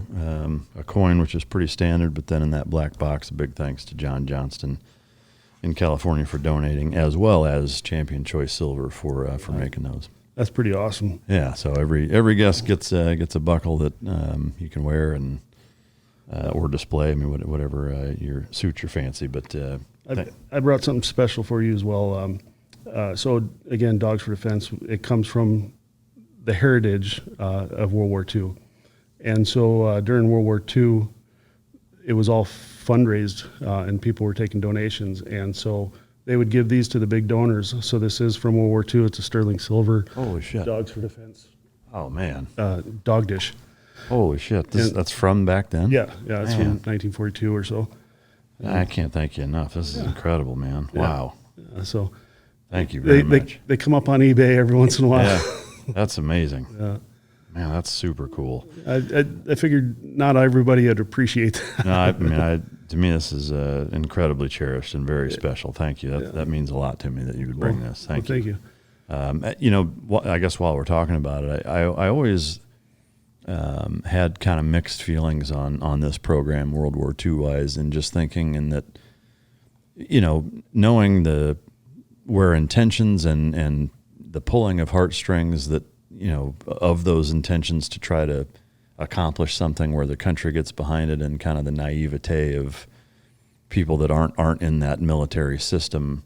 I hate to think about how many dogs were plucked out of people's homes and donated that didn't work out. And I mean, maybe were they returned? Yeah, they were. So yeah, that's part of the incredible story of Dogs for Defense, and that's why I find it so fascinating. Is they had a big dream of returning all the dogs if they wanted to, and so they did. And I can't say that every single one of them. Yeah, but if people wanted them back, they could get them back, and that's an incredible part of the story.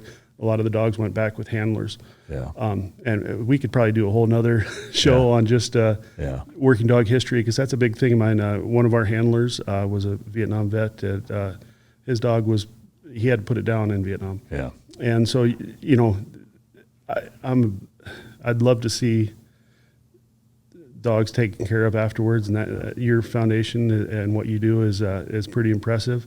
And these dogs deserve to be cared for. Yeah. And so after World War II, that was a story.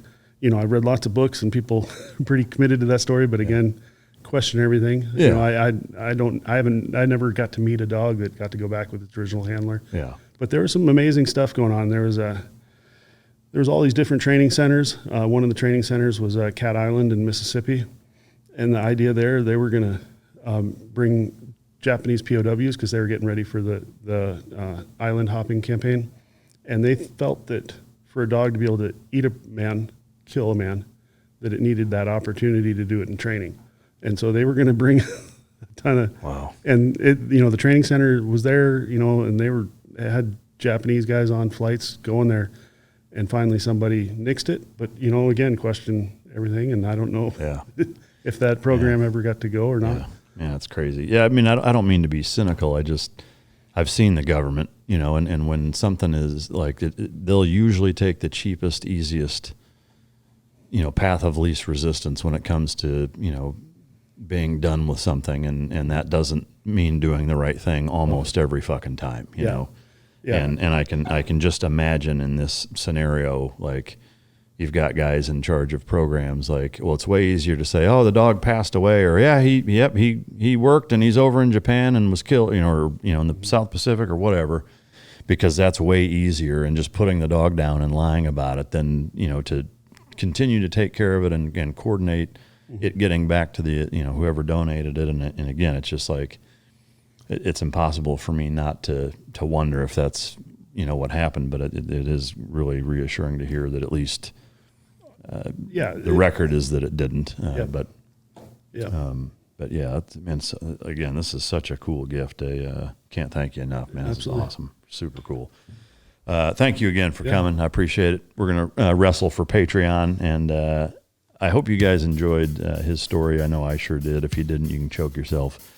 But seriously, I do appreciate everybody's continued support. If we didn't have it, we wouldn't be able to have guests such as him on and be able to bring you guys these stories. So thank you for the support. Thanks again for coming. Thank you. And until next time, this is Mike Drop.